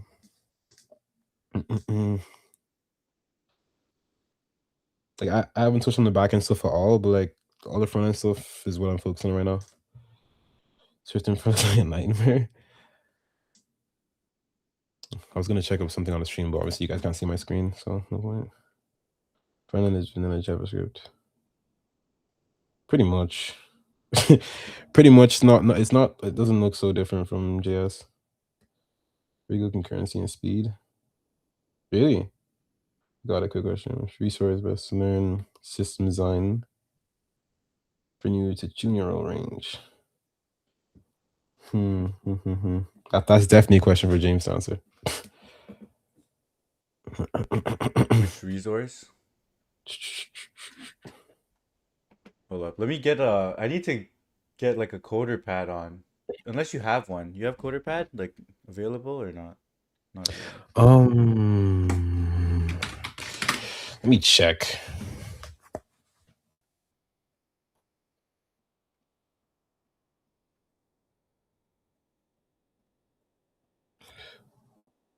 Oh, research the best to learn system design. I just jumped on a course on Udemy, to be honest, for system design, and it taught me everything I really needed to know to crack a system design interviews. Did you get asked that at your like for your interns or not? Not really. I was with HubSpot. I was supposed to be asked it, and then they ended up changing it last second. So like I ended up learning all the system design stuff, doing a bunch of mocks, and then a few days before they said, "Actually, no, I'm doing a front end interview." I was like, bro, honestly. Yeah, I remember for me when I was a new grad, they didn't really ask. Or for new grad they did. For interns, not really. Yeah, they barely do for interns. They really don't. System design, it seems kind of overkill for interns. Well, like with HubSpot, like for backend developers, they get asked system design and they get asked a hard system design question. Like it's not, it's I think it's kind of overkill, but hey. Yeah. All right. Did you have a link or Oh, I'll create a pad now. chat? Wait, but then I'll be the interviewer, not candidate. Oh yeah. Okay. Let me. I got like a burner.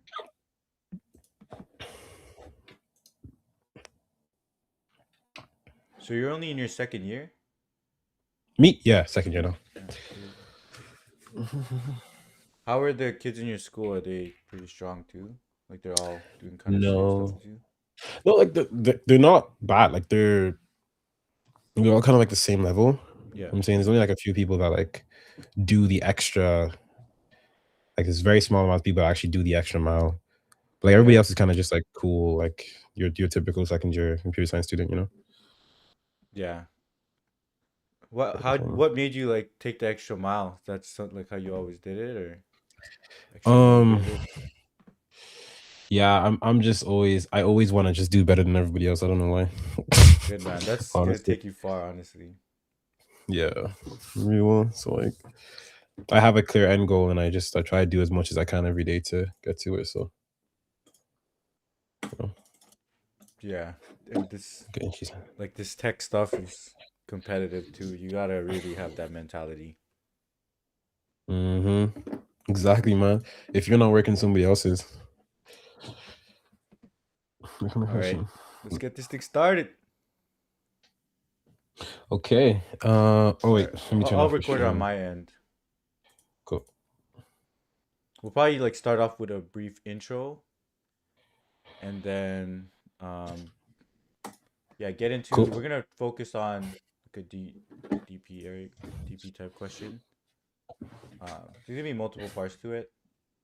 And we'll just see where it goes from there. Okay. Yeah. Cool.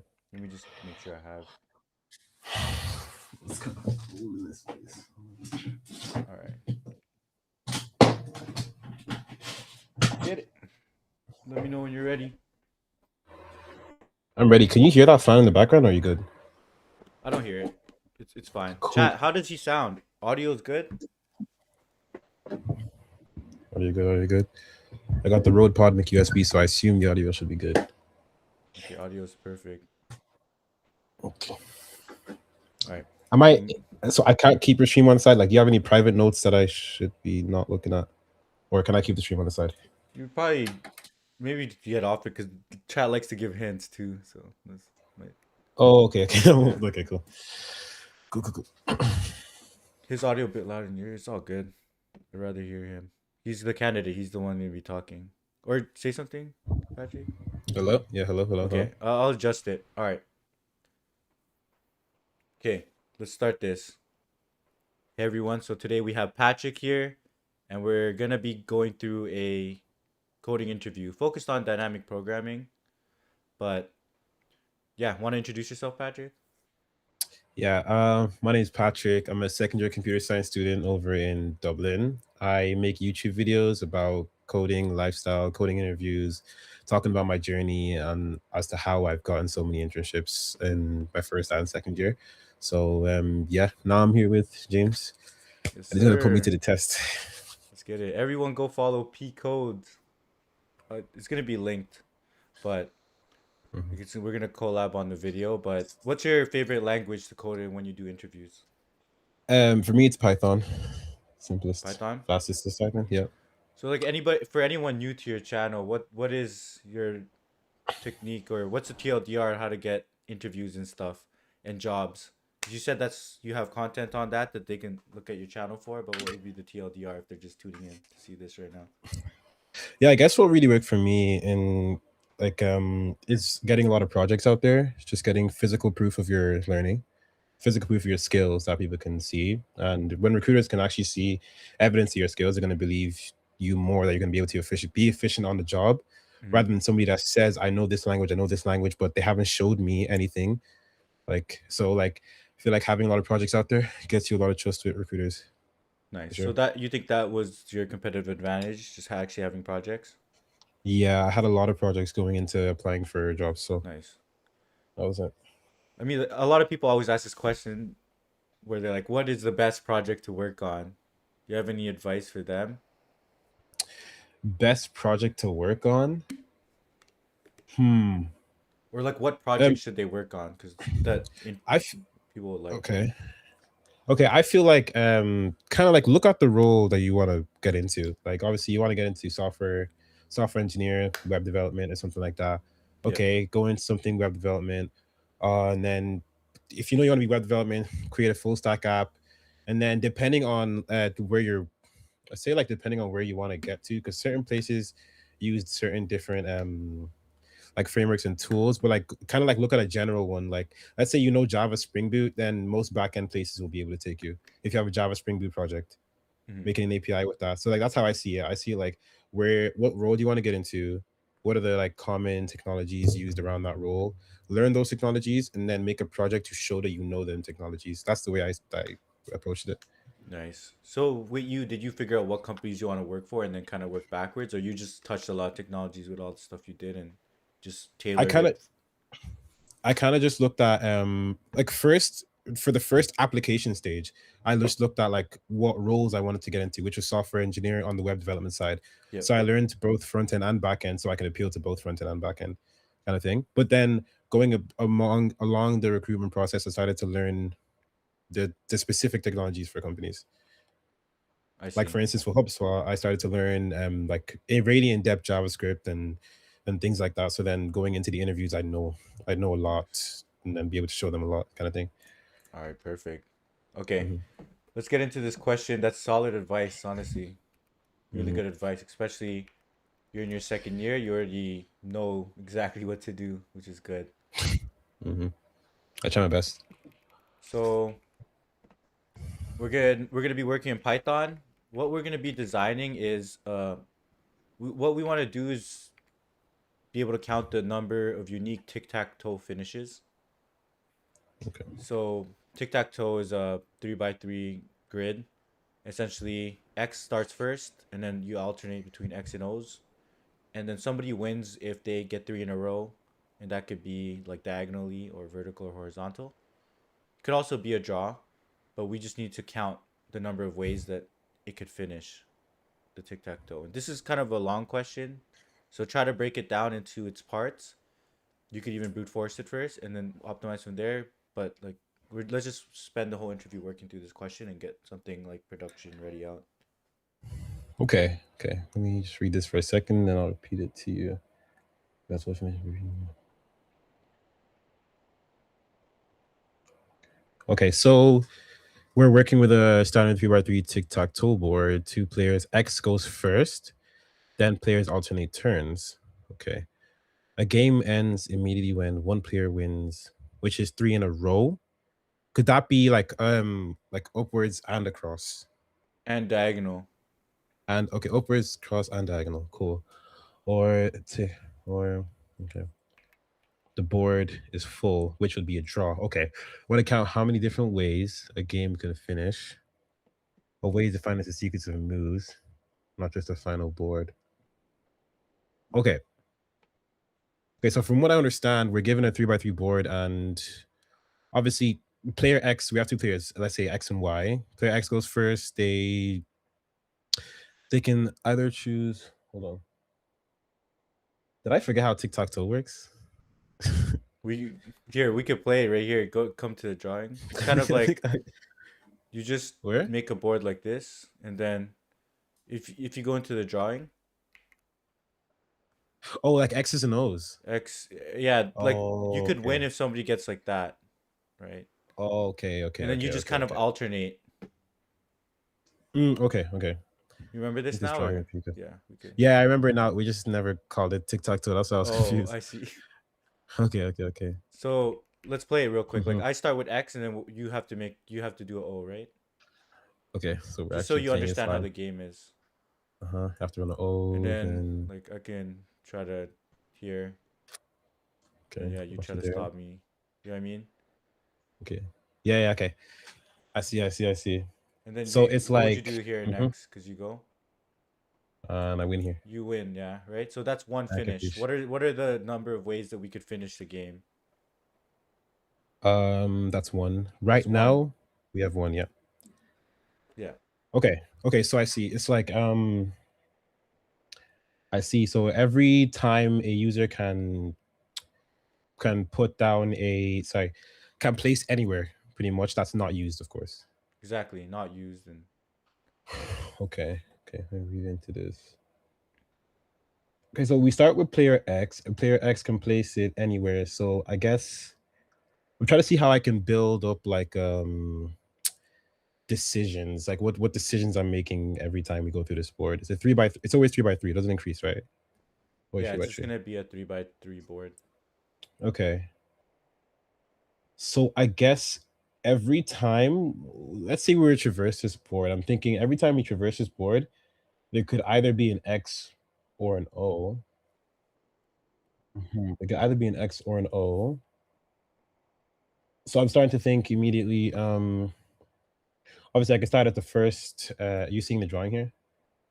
I can start at the very first. Can you see my drawing? Yep, I can see your drawing. Yeah. Okay. Like let's say we start at the very first index. We can either place an X or place an O, and then at the next one we can either place an X or place an O, and then the next one, and then we just do that the entire time. And then anytime we encounter a finish, we increment a count, and then we go back to the beginning. But go back to the beginning again and try. Like let's say over here we try with wait, where's the eraser here? Oh, here. Okay, so let's say I think this is kind of like a brute force. It's like kind of just jumps out to me straight away. Yeah. But like obviously at the first index, this could either be an X or an O. So I immediately choose, let's say I go with X. I then continue the game on every index I go to. I choose whether to place either an X or an O. And then I continue and continue. And then after I'd finish, let's say this was X, X, O, X, and then I'd finish all of this. I'd go back to each index and then change my decision to an O and then do the same thing again. And then every time we encounter a win, I would increment a global count kind of thing. Okay, so for You understand what I'm each saying? index, we're trying a different element, like an X or an O there. Exactly. And then we backtrack and then try the other decision and then see how many results we can get from that one. Does that make sense? Wait, so okay, let's go back here real Mhm. quick. Yeah. So suppose we put an X, right? Mm-hmm. And then later we're gonna try to put an O here, like when we Yeah. backtrack. Is that Yeah. valid though? To put a, we said X will always go first, right? X will always go first. That Or it is has the to thing. alternate. So we can't. This is not a valid state if there's two X's in a row. Mm-hmm. Mm-hmm. Okay, that does. Okay.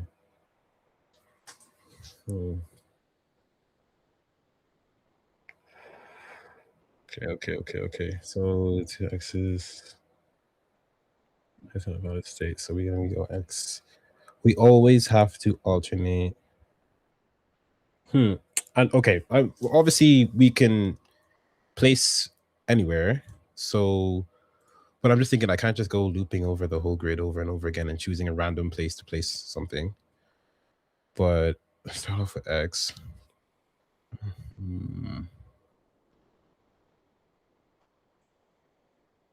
Okay, let me think about what we know. So we know X has to start. X has to start, and X can be placed anywhere.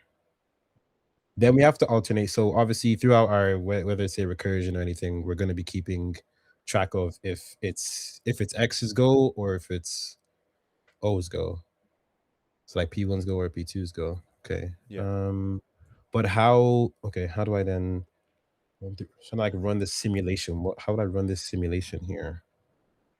That's what I'm thinking of right now. If you place X, trace yourself at X, then O can go anywhere. But this is X. Okay. Okay, I'm kind of thinking. Let's say we go through. Let's say we loop through the board once. Obviously, X can be placed anywhere. Yep. And so then we place X at any point. Sure. And then we'd mark that point as obviously seen. Then, like I say, we're doing this recursively. Choose any point that's not seen. We paste down the X, right? And then now, next time we go through our recursion, we know it's O's turn. We choose any point that's not seen again. And then let's say like here. Okay. And then next time we know it's X's go, choose any point that's not seen, which could be anywhere here. Choose any point that's not seen. Choose any point that's not seen. So I guess we can choose every point that's not seen actually. So how I'm thinking of this is, let's say, oh, I'm deleting the board. Let's say with X right now, all points are not seen, are not in seen. Obviously, I have some sort of set. All points are not seen. So we can try place X here. Then cool. Then we now go to the next iteration or recursion. Next function call. Now we can choose again any point that's not seen. Where then we know to place O. So then let's say we placed O here. Then if that's it's the same thing. We then know, okay, let's see where we haven't seen, where there isn't anything, where there is no X or O. We'll try to place an X there and then see if we can build something out of that. If you know what I'm saying? Yep. And then what? Like when does it stop? When it will eventually stop when either so as I'm going through this recursion, I would also keep track of in the scene set. We'd have like an overall scene. I don't know how many scenes, but like I would have a scene set that'll keep track of how many X's are in the current like row and how many are in the current column, as well as how many in the current diagonal. So the recursion would either stop at when we reach 3 in a row in any of them 3 slots, the row, col, or diagonal, or if we reach if like the full if we've already traversed the whole thing. the whole board, kind of thing. Mm-hmm. Okay. Does that make sense? And I think I can repeat it again if you. Yeah, want no, to no, just that makes 100% sense. So you talked about the recursion and stuff. Is there any other aspects of the question we should talk about? Okay. You mentioned counting how many different ways the game could finish. So obviously, if we ever hit a 3 in a row, I would immediately return as well as increment a global count. So then I'd be able to build up our result based off of that kind of thing. Mm. But what else? Let me just make sure I'm not missing anything here in the question. I'm just gonna repeat it again. X goes first, and players alternate.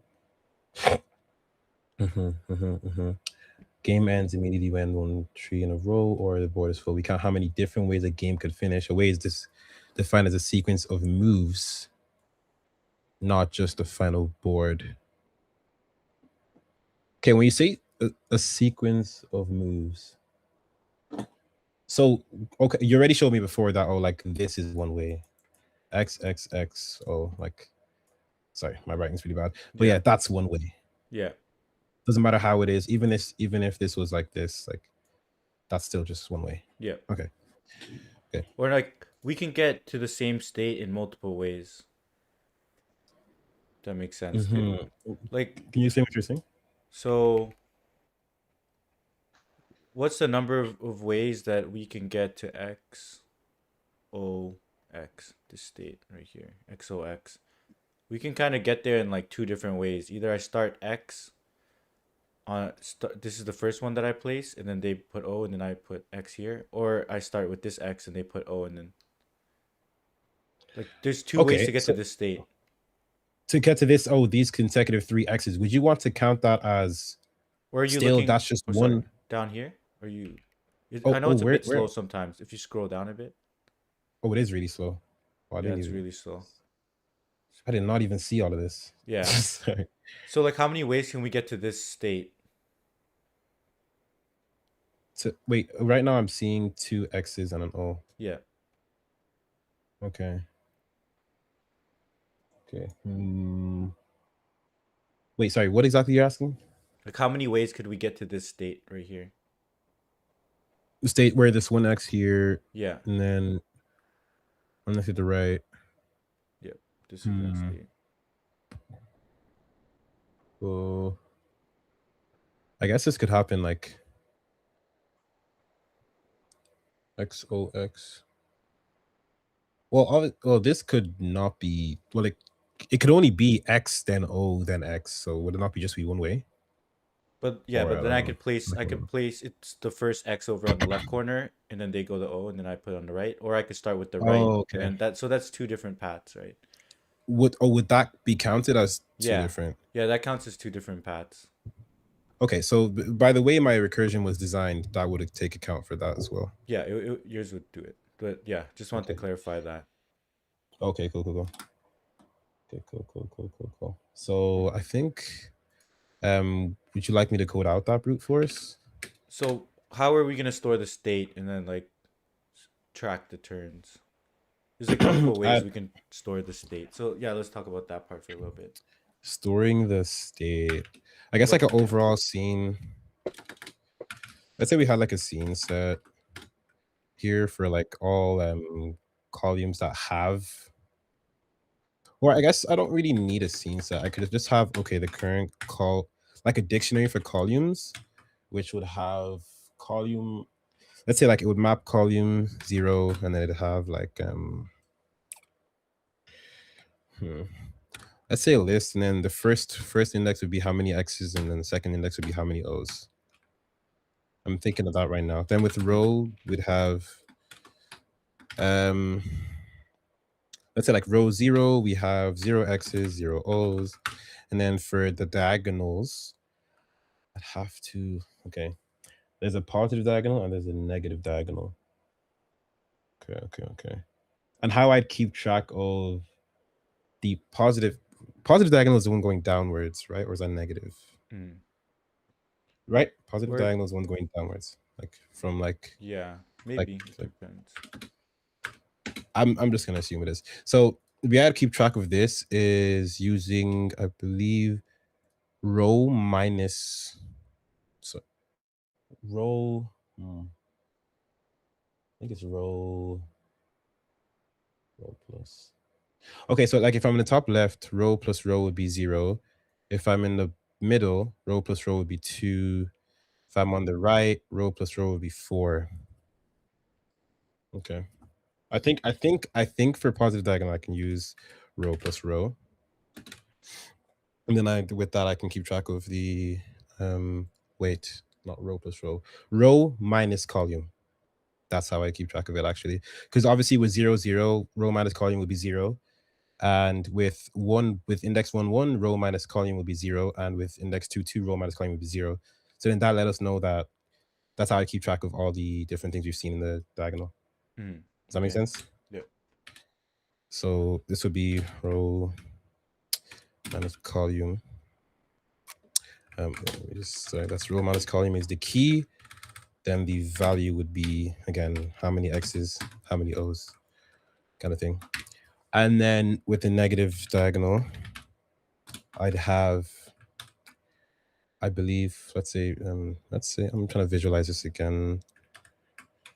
If I had an X here and then a X here, this would be row 2. This would be row 2, column 0, row 1. Sorry, row 0. I'm building. Yeah, sorry. Row 0, column 2. This is row 2, column 1. Then this is row 0. Okay. How would I keep track of this now? As I'm going downwards.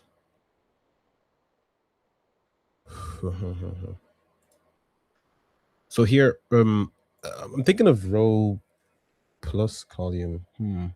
Oh yeah, because 0 plus 2 here would be 2. So obviously row 0, column 2, which would be 0 plus 2 is 2. Is 2. And then over here we'd have 1 plus 1, which would equal to 2.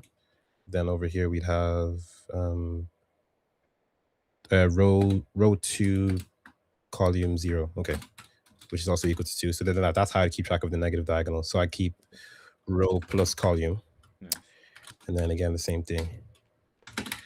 So I'll have all these dictionaries to keep track of row, column, positive diagonal, negative diagonal. Keep track of how many how many X's and O's we have for each one. Okay.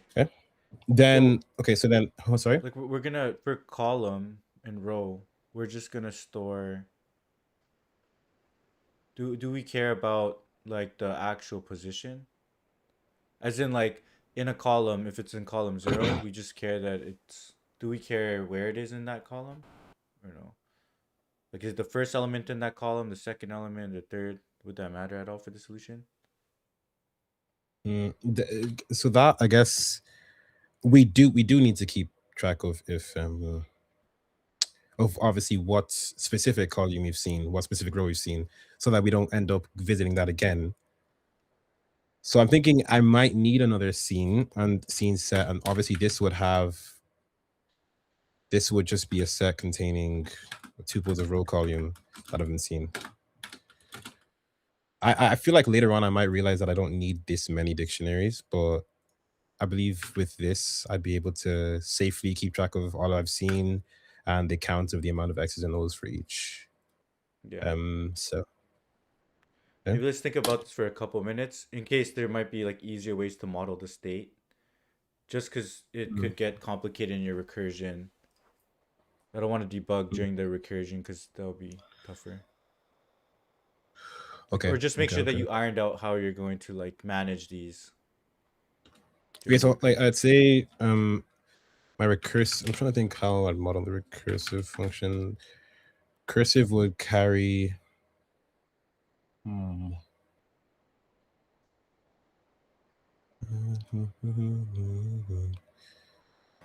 Okay. I think like on my first function call, I'm trying to think. Call row plus like that. So like obviously I think I'll be passing. Obviously R First, I think the main thing I know I'll be having is X. Let's obviously be a Boolean if it's X's turn or if it's Y's turn. So then we'd have the call dictionary, the row dictionary, pause tag, and no, I feel okay. These are all going to be outside of the function calls, right? And then obviously as I go along, I'd call it, let's say, for row in range 3 or something like that, right? And then for C in range 3, I'd say, okay, if row and call is not in scene, thinking if the row or column is not in scene, we then call the recursion. Yeah. So like this will be happening like every time in our function. Like let's say def recursion. Like I every guess time we call you, the you function. can just go ahead and start implementing. We'll just work out the details because Yeah. you already have it there. Okay, cool. So I'm thinking def tick tack. I'm just gonna say tick tack, and we're taking in a board, right? Do you need to type it or? No, you're good. Okay. Cool. So we're taking a board. This board is it's 3 by 3. So I could just already set that n is equal to 3. Then have all of these, which I will set as. Is it all right if I name it as default dict? Because I know, is that okay? Yeah, you could do default dict. But wait, will I even I need did- to use default dict? You just need to import it.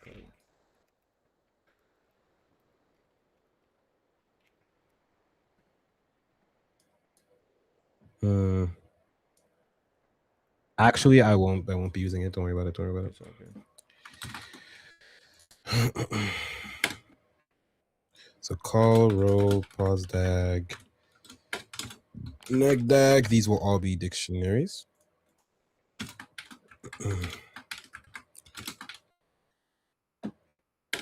Okay. These will all be dictionaries, which will map. Wait, where's the hashtag? Oh, I already have these up here, so there's no need to even write it down again.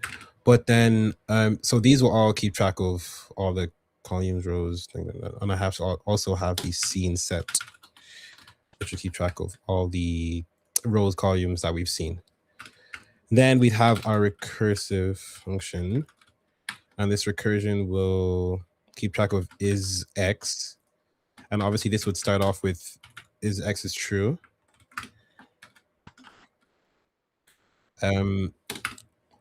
Then I think the first base case, if len scene is equal to, let's say greater than equal, just be safe, greater than or equal to 9, then that means we've seen the whole board. So then we can count. We also have to have the result count equal to 0, and then I'm going to set non-local result so I can update it safely throughout the recursion. Sure. And now if our length of scene is equal to 9, I'm trying to think, because I actually don't want to check this yet, because the length of scene can be equal to 9 and we could have a valid solution. So yeah. I'm not going to use this one yet. So I'm not going to check this one yet. I'm going to first check I'm going to first put in the loop. I already know that for I in range 3. So I'm going to put it in. Then for C in range n,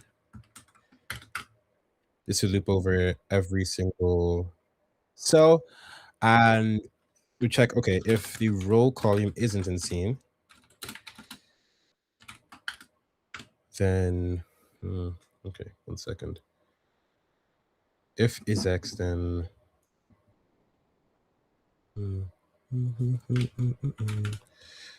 obviously the index, I said here, index 0 will appear in 913. Index 0 will be the amount of X's in the current column, and index 1 will be the amount of Y's. So I'm just going to set here index is equal to 0 if it is X, because that's the thing we'd be incrementing if it is X, else 1. So now if the current cell is not insane, we would increment for a call, roll, pause dag, and neg dag. We would increase the count for that specific roll, column, pause dag, and neg dag. So call if I think a default dict might be useful here. Actually, no, it's fine. Let's proceed as Simmons. Okay, if no, not in call is equal to 0, 0. I'm doing a video, mom. Oh, sorry. Okay, not in call. Oh, that's not the syntax. Call C. Oh wow, I'm checking if a row is in a call. Nice. Row R is equal to that. So if we don't have we have nothing already in the row, so we set it to that, then we would row R at the specific index equals to plus equals 1. So obviously, if this is X, this would increase the first index, and if it's Y, well, not Y, if it's O, then it will increase the second. Now, okay, if column is, this is gonna get pretty long to write. I'm just gonna just copy this. See, not in call C is equal to that, and sorry, this is gonna take a long time to code. If or I'm gonna see not in Isaac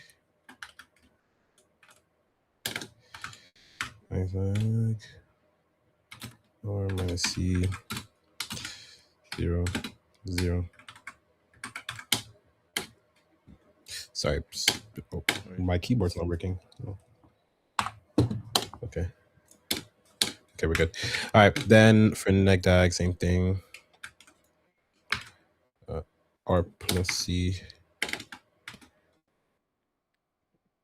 neg.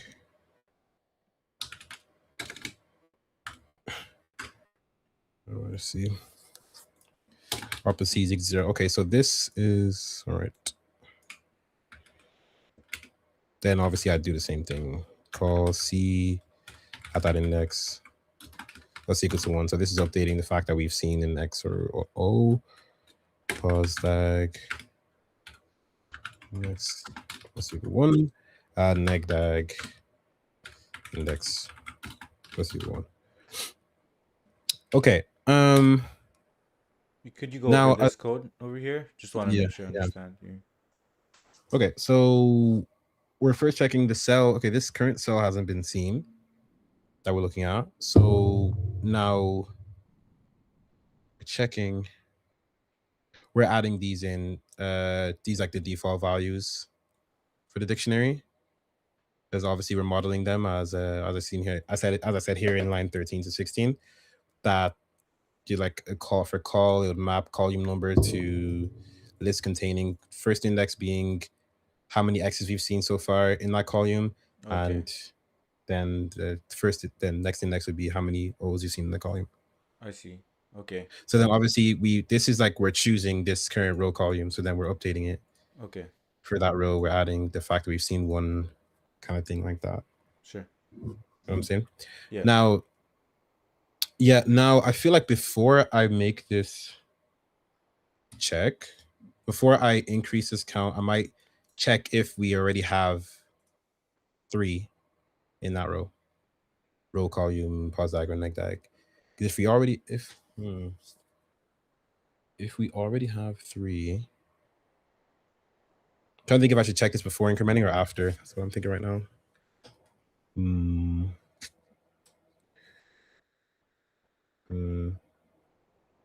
Okay. If we check it before, that means okay.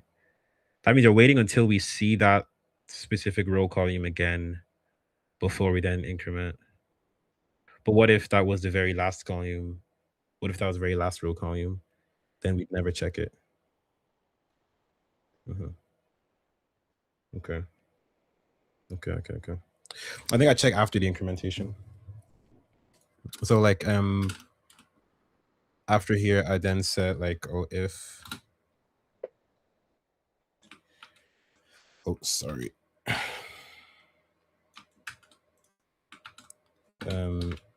Goes to 3. I feel like I might change this later, but I'm just putting in now.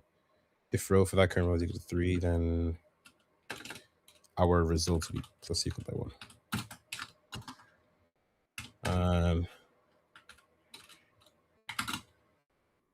Trying to think where this would go wrong.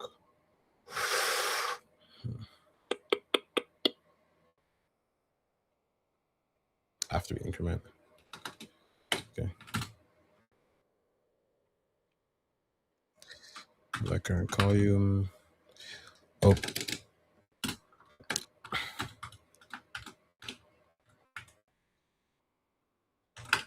That's like 1.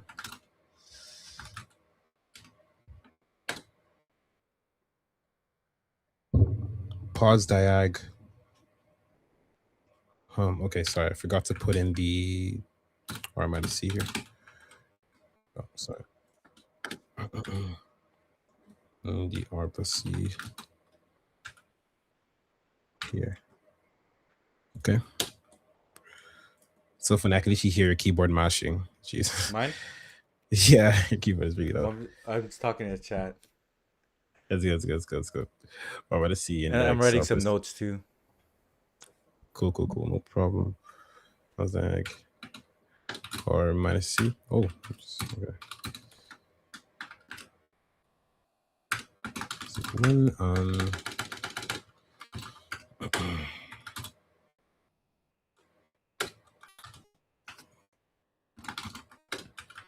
Let's see, it's 3, and we result. Okay. Then, okay. All right. Now it's where I then call my function again. Okay. We call it for this. We increase. Okay, so obviously, like, we found a solution we're going to return straight away kind of thing. Okay. And then, obviously, we'd only reach this line of code if we haven't had a solution yet. So then we call our recursion on not is x. Oh, recursion. Oh. So then this will simulate then changing the turn to be something else. So I'm just gonna oh, nice index in here. I'm just forgetting stuff at this point. Index in here. Okay. Now, all right, let me just read this from top to bottom. This is a lot of code. Just make sure I'm doing this the way I'm thinking. Call row, pause dag, neg dag. I've set the dictionaries out there. Our scene set. I have not added anything to the scene set. Scene.add row column. Now, after the recursion, I then want to remove scene from the. I remove the row column from scene. I believe so. Yes. So this is okay. Yep. First, I believe so. Yeah, just to like this is how my backtracking would work. So you add. So okay, go ahead.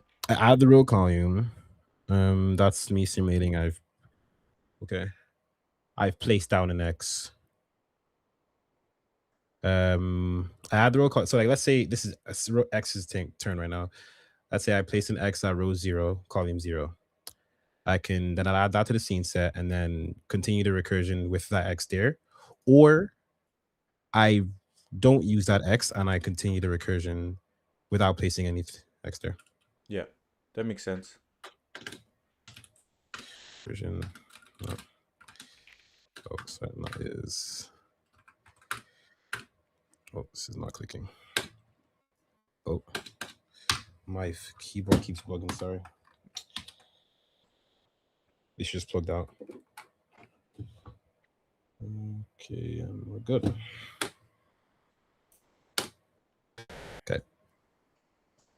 Okay. Okay. All right. Now I'm just thinking now, technically this tree could end up because of how I'm choosing to go without adding anything, we could just, if I was to just continue with how the code is right now, it would just go infinitely. So now how do I keep track of Why? Hmm. Where would it go infinity? Because I call recursion, let's say I call recursion not is x. If I don't let's say like the decision that I, in the case where I choose to not add a x, not add a o, not add a x, I'm trying to think. Like as we go along through the indexes. Hmm, how do I model this? Because obviously here we're choosing, we either place or don't place. And everywhere we go, we could place or not place, kind of thing. So we could end up being at the last index and not place. You know what I'm saying? We could be at the last index and not place. Kind of Or- thing. Like Oh, I don't we get could this be at, last part. sorry. Oh, I don't get this last part. Right Oh, here, where we call recursion again. yeah, because it's this is either, this is if we place like we do place let's say the x, we do place an x here, so then now there's something on that board. Yeah. There's something on that place in the board. Then we call our recursion on the next go. Yeah. Then obviously here is if we don't place on that place, so then we don't, then it would still be x's go. I believe it would still be x's go. Yeah. Because then do we even need this then? I don't think we even need this because is if we don't place there. Hold on. If we don't place here, we're gonna check, we're gonna try to place somewhere else. Because obviously I'm doing this, I'm iterating through all indexes right now. Yeah. So I choose to go here, or I choose to go to the next one. But X has to choose one place at least every time. Yeah. So then I don't think I need to call the recursion again. I think I just need to remove it from scene. That does the job. I think so. So at line that thing. 64, I put in the result. It should be 255,168. Or like try to test out the code now. Let's get it running. This is the answer supposed to be. Supposedly, I just want to run through, just make sure I don't hit an infinite recursion though. It's like, at what point does my recursion stop? That's what I'm thinking right now. If len scene, yeah, I think I can use if len scene.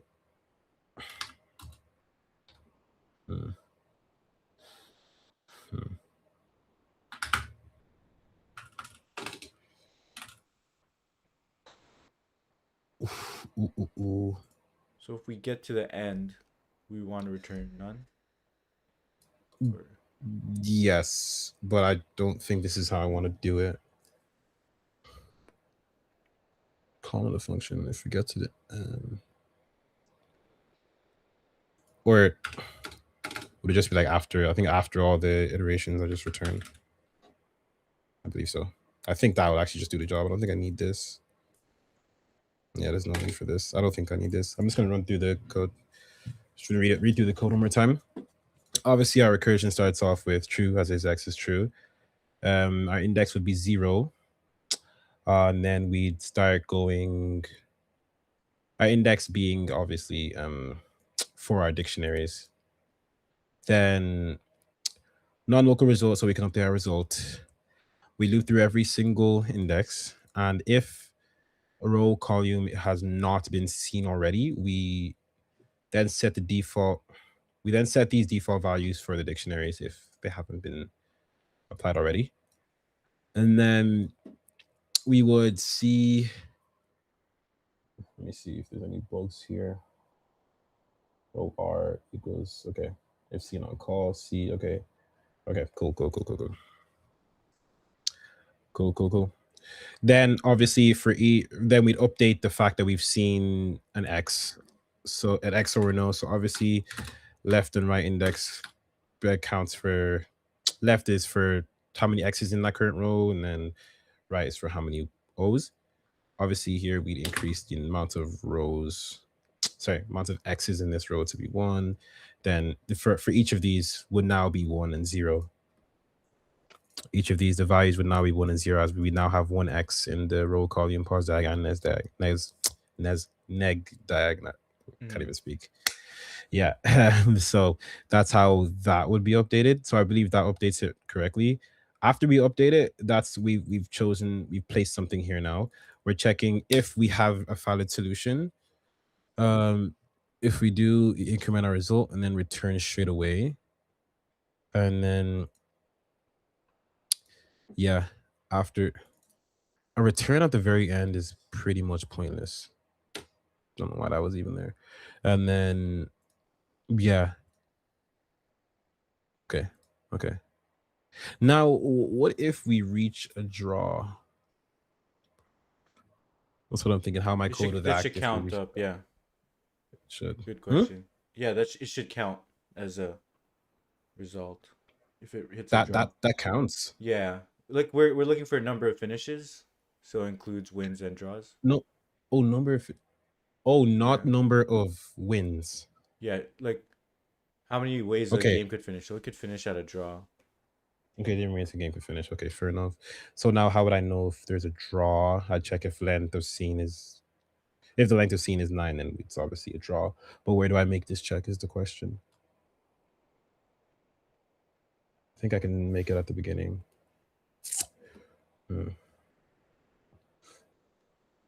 I guess I could make it after this.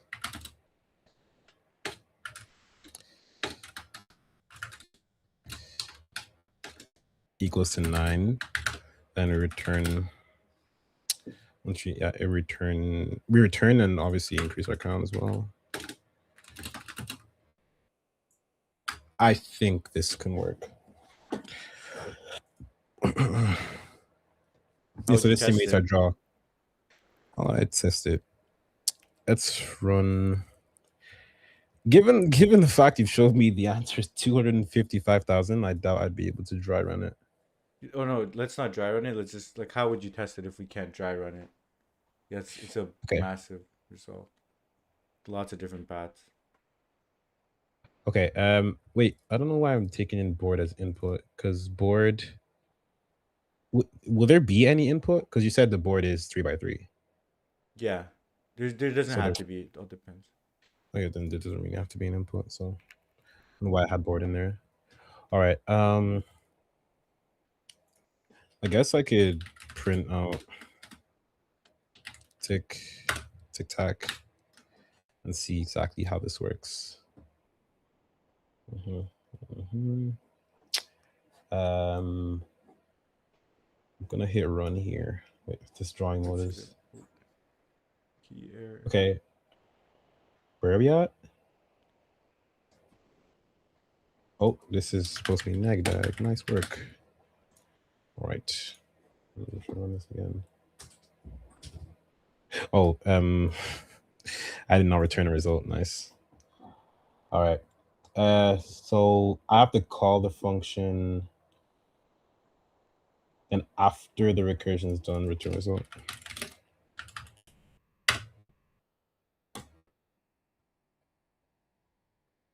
$10. Okay. Okay.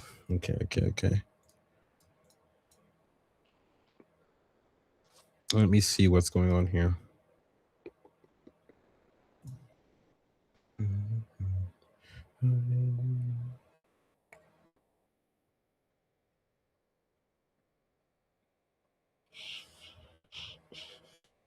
Okay.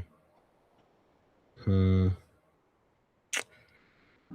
me try to debug this with my eyes. I'm gonna go just look over my recursion logic here. So 0 if is x else 1. Okay, that's cool. Non-local result. Cool. Now, if row column is not seen, then we perform all of these operations. Okay, set these. Okay, row R index posag. Posag is R minus C. Okay, negative is R plus C index. Where am I going wrong?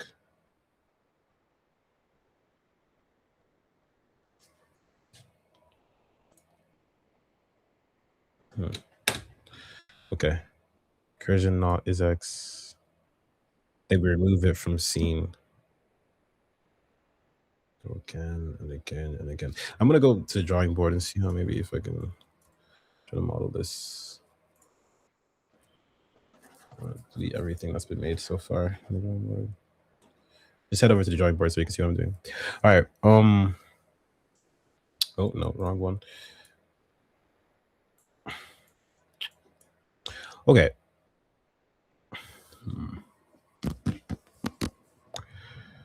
First index, we know it's in X. X is not in scene. We set out our defaults.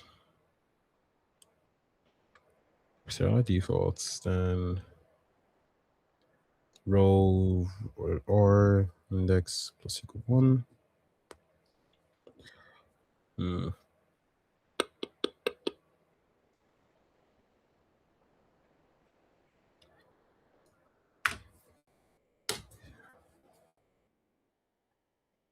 Our index equals plus equals 1.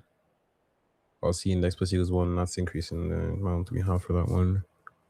Okay. All right.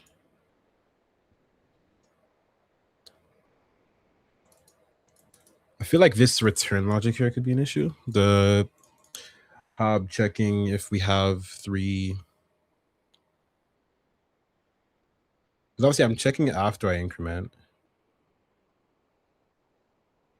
But what if we actually never? We will always see the next time.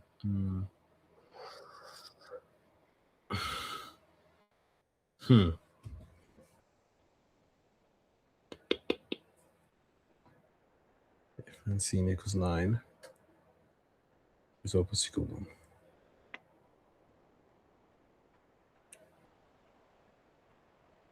Okay.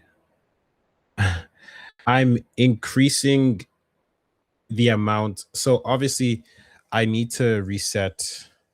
I think I need to wait. I'm seeing that. Yeah, because obviously here the row for this specific index that we're at, let's say we had 3.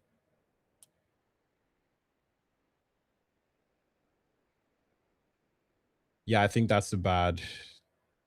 No, yeah. Okay, so obviously now if we have 3 X's or O's, let's say we have 3 X's, we'd increase our result and then we wouldn't continue with that. But we could continue with that index. No, we could. I'm trying to think like we could continue with that index with an O. So we're getting less results than we wanted to. Yeah. Is there? Like, I would take a look at the state. Are we reverting the state back to where it should be? Like when we backtrack? Yeah, that's what I'm kind of thinking here. Like obviously here when we see for that specific row index, it's equal to 3. We increase our result, then we return. Then obviously that previous function call is going to continue with the same value of 3 when it shouldn't. So I need to decrease that as well, is what I'm thinking. Okay. So obviously, like, yeah, I think I need to decrease that as well. Okay.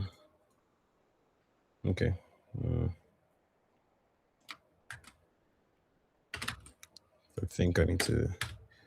Yeah, so we increase our result, then we decrement and then return back. So then that can do whatever else it wants to do with the previous function call. I believe so. And for time, probably only have like 5 minutes left. Oh, Yeah, that's 'cause we're at great. 15. All right. But But like, let me take a look at that. But then we're only gonna decrement that row when it completes. So it'll only ever decrement back down to 2, right? Like for a row. Hmm. Wait, let me actually think about this. Okay. Okay, you're right.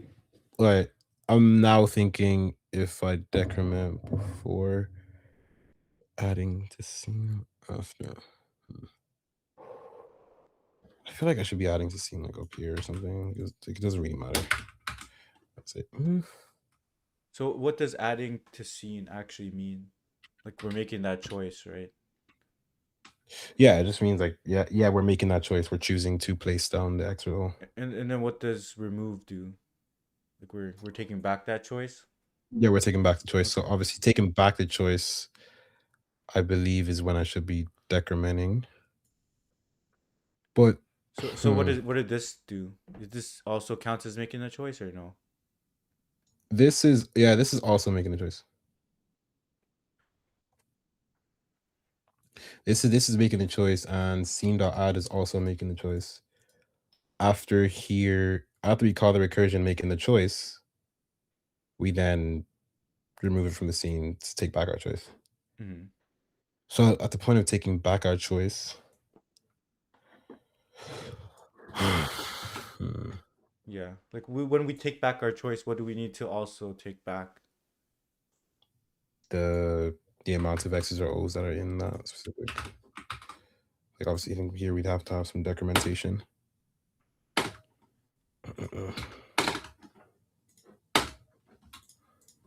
I think so. Then yeah. So then the state would go back to the way it was before. I believe so. Now we're at 27. We're Going getting up. closer. Yeah. We're getting closer. Oh, Okay. what's this? Wait, what is this? Oh, what is that doing there? Yeah. Still at 27. Yeah, I know I definitely have a couple issues with the way I'm updating my state. Just can't entirely see it right now. What about the okay, wait, you have length scene.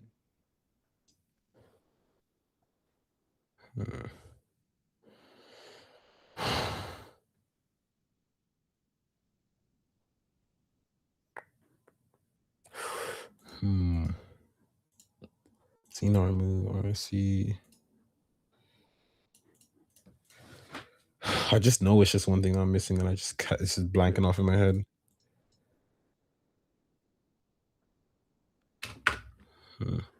Adding to scene, checking the scenes in the line. Result is equal 1. Okay.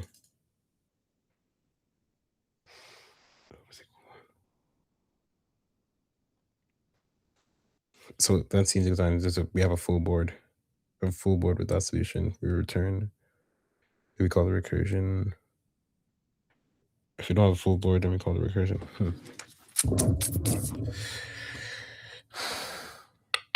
Okay, hold up. I wonder if we move this out to the base case if it might work. I mean, the code is I think the code is like 90% there. But I think Yeah. with just how you're handling the base case, well, there's no real base case. You're kind of handling the base case within like The the code. for loop. Yeah. The base case should be handled usually outside. But that was one of the things we would talk about. But let's just pull it out and see if it actually just works. Obviously, like you won't be able to see row or column because I'm not keeping track of the row column. That's why it's like. Usually when you recurse, Yeah. you want some base case right here, right? Base case. Because maybe, or hold up. Maybe instead of return, we just go continue. Yeah, Continue. Because what it's returning in the for loop, so it didn't really get to try all the different spots though, right? So like it's in the for loop. So I think it could early stop. Like we want to try stopping it at all the different Or it won't loop through all the rows and columns possibly here because it'll return. Well, obviously, like I'm returning early because like we've seen a solution. Like you can't legally place again, Mhm. kind But of can you thing. try the But next spot? obviously, we can try the next spot. That is the thing, though. Okay, so we're thinking like a continue here instead of return.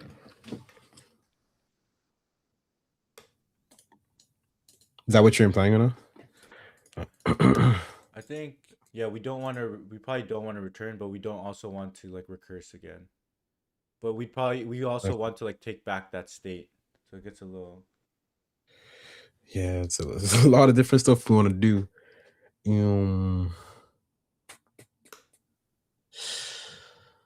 I guess okay. We can let's say if we removed all these return statements. Obviously, like at a given time, only one of these would be true. Now, after we've performed all the checks, we'd want to just we want to take back that decision as well as continue. I feel like with the way my code is formatted, it's going to be a little bit long to do. And you said we already have time. yeah. Right. What we could do is maybe just like a condition here on if we want to recurse. Like line 62, maybe we could just add like Yeah. an if statement here, like if we want to recurse or not. Because if it's already done, we don't want to actually recurse, but we still want to like perform this, right? Okay, like or like if not done. So like, well, like if we're not done, then yeah, perform the recursion kind of thing. Yeah. Well, obviously, like in the That might get you there. just might.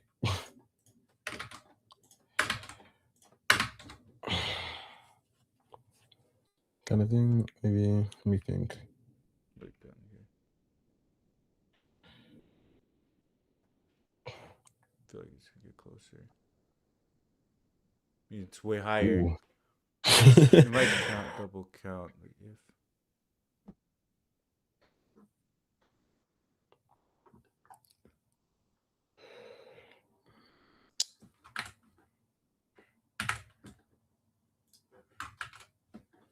I don't know if that'll make much difference. I'm just No, trying it shit at this doesn't. point. I don't think it'll make much difference. Oh, made a little bit of a difference. What about this?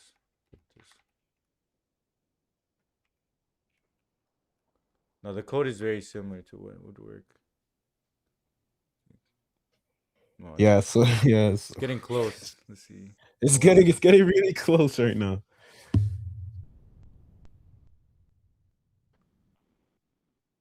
I think adding to scene should be before this then.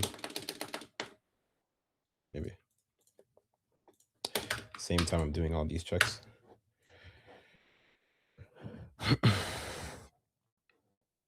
If I can run it now. And let's go!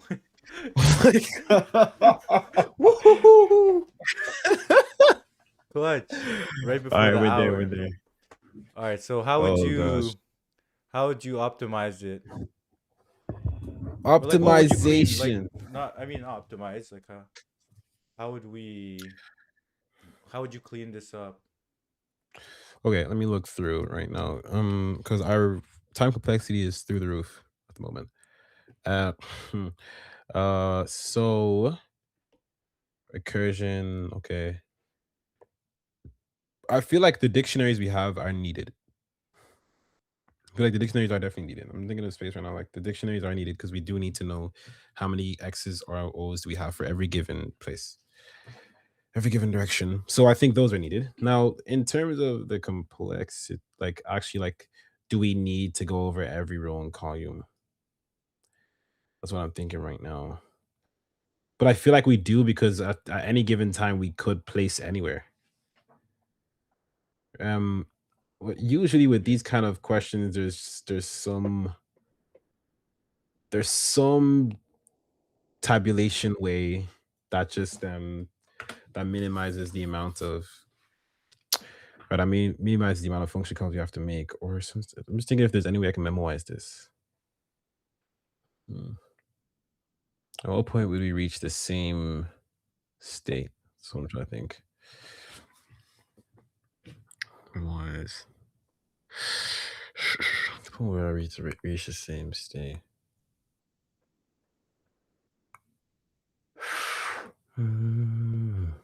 Or I think maybe like how would you clean up the code if you were to look back on it real quick? Like what are maybe name a Okay. couple of things you would fix or change up Yeah, to in make it terms of, simple. okay. Cool. In terms of cleaning up, maybe like I could actually have made all these default values beforehand because like Yeah. it's only 3. Like I know I definitely could have done that. Could have done us all beforehand. And here, I think these are fine. So like obviously doing this beforehand would reduce all these if checks all the time. Yeah. Then done equals false. All these checks here, I believe, are supposed to be the way they are. I don't think I changed the way these are right now. Let me think. Row index. Yeah, because we do need to check for each one. Then set done to true. Mm-hmm. Now,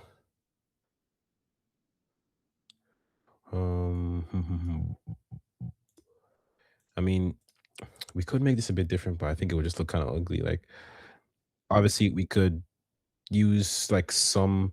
I believe in Python there's the function some. I don't know if that's in JavaScript or Python, but yeah, a function sum, and then obviously we could have an array of, like row index equals to thing, and then like I have all the conditions in there, and then like if one of them is true, then I guess I'd minimize the amount of lines of code, but like I don't think Yeah. that'll actually do any better in terms of complexity. Then obviously if not done recurse, then remove from scene, then decrease. I think this is fine. I think the rest of it pretty much makes sense. Makes sense. Cool. Yeah. How was that experience? How do you think you did? I'm not gonna lie. Fact that I was kind of messing up the I was kind of messing up the whole updating the state thing. I feel like if I was to rate that out of 10 or like a 6, honestly, I don't think it was my best. I don't think it was my best shot, to be Yeah. honest. But I believe I- like I had the logic down. So like Mhm. that's 100%. I feel like I had the logic down. Just them writing out the code wasn't really the best. Yeah. How I did believe it so. how was it like when you got the question? Did it look like it was much harder than you were expecting or It was kind of like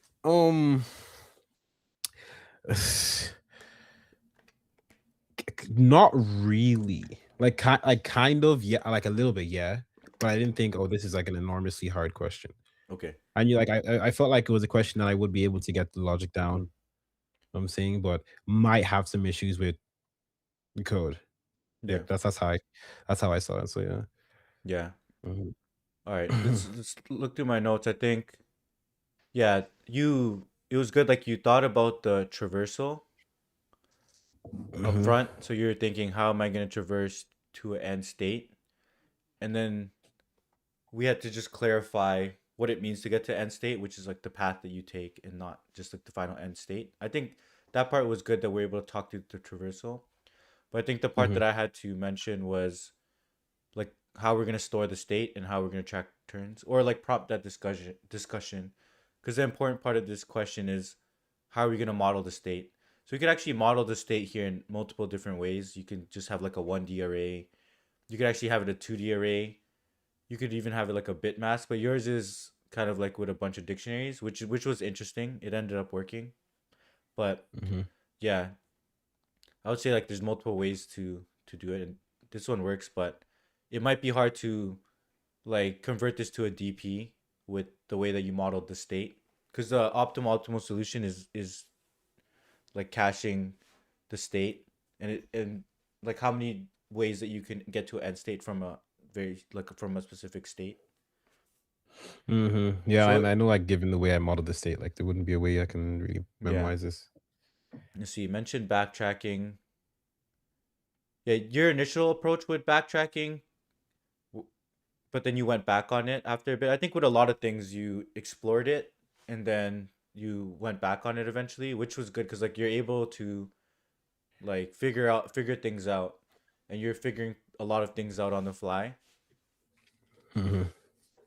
But like, but some paths Mhm. you explored longer than you should have, which why like it ended up taking more time. Like for example, with some of the backtracking, like putting X's and then trying the X's again instead of having to alternate. So I think I had to prompt that we had to alternate there. Um, Okay. let's see. Yeah, the main thing that the main part would just be talking about like how to model or the recursion should have like some sort of base case. Like you kind of handle the base case within here and that complicated things. So usually the Yeah. base case is handled here and then we'll have some recursive case. So here like I would try to refactor it to a way that it would just get here and then return. Kind of thing. But Okay. So like yeah, obviously like I keep track of the row and column as I go along.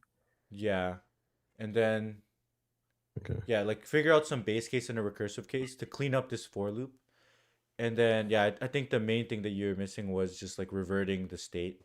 So in the backtrack, you like make a decision you want to take it back. Mm-hmm. The part that you got stuck on was that you like added it to the state, but then you didn't remove like revert the state. Yeah. Yeah. Like just So I mess up think with the backtracking. yeah. So I think when it comes to the backtracking, just making sure to handle the base case and recursive case, and then the main part is like making decisions and taking back the decisions as well. But other than that, I 100%. think you're able to get to the like you modeled the grid in a pretty cool way that I didn't expect. Mm-hmm. Um, Mm-hmm. but yeah, Okay. cool. Um. Not All right. yeah. The only thing would be like if you got down the first, we'd probably move on to like the dynamic programming version. But I mean, it's like chat was even saying this is a hard question, so I didn't expect it. this was one of the harder DP problems I've ever done. Nice. I'd No, at say. least you're able to like unblock yourself and get close to it. Yeah. I guess I got the logic down anyways. But Yeah. what I gotta say, this kind of sounds similar to N Queens. I was Yeah. thinking I was thinking that might be your follow up. I don't know if N queens you could actually cache though. Well, actually, it depends on N queens number. Like depends on the N queens number, but it's very similar to N queens. Yeah, because like I've done N Queens before. It was like Mhm. there wasn't the way I did it anyways. There wasn't a way to cache it. Yeah, because I think for that one they want to you to return the number of. They don't want you to return the number. They want you to return like the actual states that it could finish. Oh yeah, But that I think then, that was N Queens 2. Or oh, was that okay. one? Which one? But there's one Like, that I think you could do a DP. Because I know for yeah, this for one sure. you could do a DP. Like I got asked this one for a company out here a few years back. Oh, you did? Yeah, this is like a actual interview question that I got. Okay, how did you go with that one? Pretty How did you much go the about it? same. Yeah. The thing is I did it's been a while since I did DP, so he made me optimize it. It was like a short interview. Mm, So took me forever to like I couldn't figure out how to model the DP. Like how yeah, to make it honestly, it into was a just DP. modeling. Yeah, like modeling the state here is just like it's a lot of different things to keep track of. That's what increases difficulty here, Yeah. honestly. But there's probably easier ways to model the state. But I think like Yeah. you could just do a 1D array as well. 1D array. So yeah, you could just do a 1D array with like the 0, 0. Like you could just say like what decisions were being made. Like if it's just like a 1D array of none none. And then you could just Okay. like hard code which ones are actually like verticals and horizontals. So the verticals would be like every second one kind of thing. Yeah, that is Yeah. true. Yeah. Or the way that I did it when I got asked is just like a 2D array. And then I would just like to make a decision, I wasn't incrementing all of these. I was just like placing it inside of the array, placing it inside the state. Okay. Cause and then to revert it, then I would just like null it out. So it'd be like everything's none. You could also Okay. model the state like that. There's multiple ways, but I think yeah, that your way is interesting. But yeah, cool. Thanks for taking the time out do this again sometime. For sure. For sure. Are you Thanks, man. headed out now? It's pretty fun. Yeah, Huh? you're gonna go for you probably sleep now. It's getting late. Oh, yeah, it's like 11 o'clock. But no, I was gonna discuss. Are you still recording, Oh, I or just were you even stopped. recording? I just Okay, you stopped. stopped recording. Yeah. I didn't get the job, did I? I did Let's not see. get the job. I don't even know. Honestly, it's a hard question. like, like. I think for intern position, most interns won't even get close to this. Honestly, that's the thing. It really Okay. depends. For new grads, it's kind of hard too. But I think, yeah, you just need to make sure that you understand like you had it down. You just messed up reverting, and then the base case. I think it would the main thing that I would just like dock marks on is like the making sure the code is cleaner, as in like structuring it better with like the base and recursive case, and Mhm. then like afterwards, like handling the reverts and stuff. Yeah, for sure. But I think no, honestly, your thought process is good. It with these questions, it's more about like how many candidates could solve it, and then like you kind of just rank them. So I haven't asked this enough to see how people do. So it's not like I could really make a decision like that. That's what I would say. Yeah, Like if you true. completely didn't make no progress, then I would say. But yeah, Mhm. that would be Okay, like my okay. thoughts there. Okay. Like obviously, because the way when I do my mock interviews, like I keep track of like I have like my own scoreboard. I think I showed you when I Yeah. finished with yours. I have my own scoreboard, and then like I had like a frame for like strong higher, strong no higher kind of thing. Do you not do the similar thing? I do like the way that I do this because in my actual interviews as well as we're pretty much just giving a rating from 1 to 4 that we should give the candidate. And if they can't solve the candidate, then it's or they can't solve the interview, it's usually like you can't pass them. So they kind of had to pass all the test cases, and then if they barely pass the test cases, then it would be like a lean higher. If they were able to solve it in like one shot, then it might be a strong higher if they have like decent code. But it's pretty much I just Okay. give a rating from 1 to 4. Usually, if they can't solve it, it'll be like a no higher. If they can solve it, then it'll be a higher, but it depends on how they're able to solve it. And then Mm, like strong higher is reserved for probably like 20% of people where you just kind of killed it kind of thing. Because even if you okay. give somebody a strong hire in during when we're debriefing, they'll be asking you like how why was that a strong hire? They're really critical on that. But then usually for lean Okay. hire, you need to get a you can't even just be like borderline lean hire because then they'll just revert it back down to like a no hire. So it's usually like all the companies I've worked at, it was just a 4 point rating system, and it was like pretty subjective, or it's pretty like solve it or don't solve it, and then like how much did they solve it? Oh, okay, kind of thing. All right. Yeah. And like, let's say when you say solve it, is that solve it without any nudges kind of thing? Yeah, like no nudges and stuff. Like Just straight. yeah, Okay. like you have to be able. It really depends on the level. Like 1 or 2 hints is fine, but if I have to sort of hint on some of the stuff like Mm-hmm. reversing the state, where it's kind of key to the problem, then it would be like too much of a hint, because then you wouldn't have got there. Okay, yeah. I understand. Yeah, cool. Makes sense. All right. Are you heading off stream now? Or are you still streaming? Do you have anything planned after or Probably I might head out now. Let's see. Yeah, because it's been 3 hours. Why were you Oh, planning? okay. I was planning like, I mean, we could do another question. Do another question? Let's do it again next week. We could run it back. Can run it back? Yeah. Redeem myself, maybe? Yeah. Let's run it back next week because I'm gonna have to hit the gym. Already been on for 3 hours. But Okay. yeah, let's chat on the thing. The- All right, cool. All right, man. All right, Appreciate Patrick. you. Peace out. Have a good night. Peace. See ya. You too.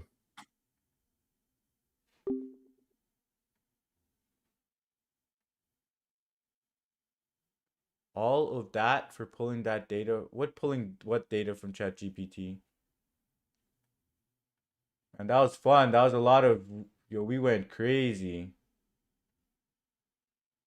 Chat, how's that? Those last couple interviews, pretty good? You enjoy?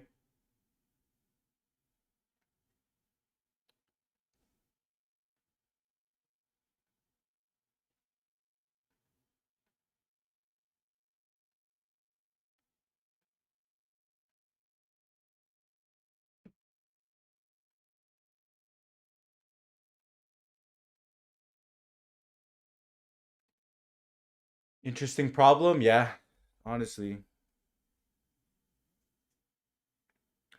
Caesar, you ready to hit the gym? What are you guys saying? Because we have to.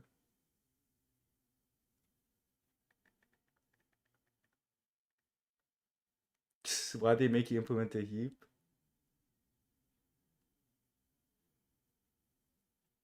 I don't know, man. Alpha just pushing me to a limit. That was a fun question, though.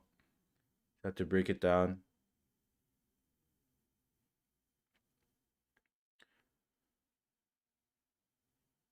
Yo, let's go right now. All right, we're gonna head out.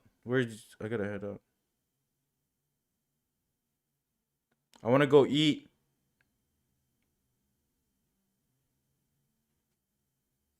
The sun is still out. Everybody enjoy your Sunday. Have a great Sunday. I'll catch y'all on the next stream. Have a good night. Have a good weekend too. If you're grinding, keep grinding. If you have interviews, good luck. I'll see you next weekend for more Code Forces grinding. Let's all get better this year. This is the year that we all take off. Alright, catch you in the next stream. This is not my main thing, really I'm a coder. Coffee stains and imitations, I am such a loner. San Francisco bases got me slowly taking over. I can't wait to show you that I'm gonna take it over. Lico, beast mode, Lico, beast mode, Lico, beast mode, Lico, beast mode, Lico, beast mode, Lico, beast mode, Lico, beast mode, Lico, beast mode. This is not my main thing, really I'm a coder. Coffee stains and imitations, I am such a loner. San Francisco bases got me slowly taking over. I can't wait to show you that I'm gonna take it over.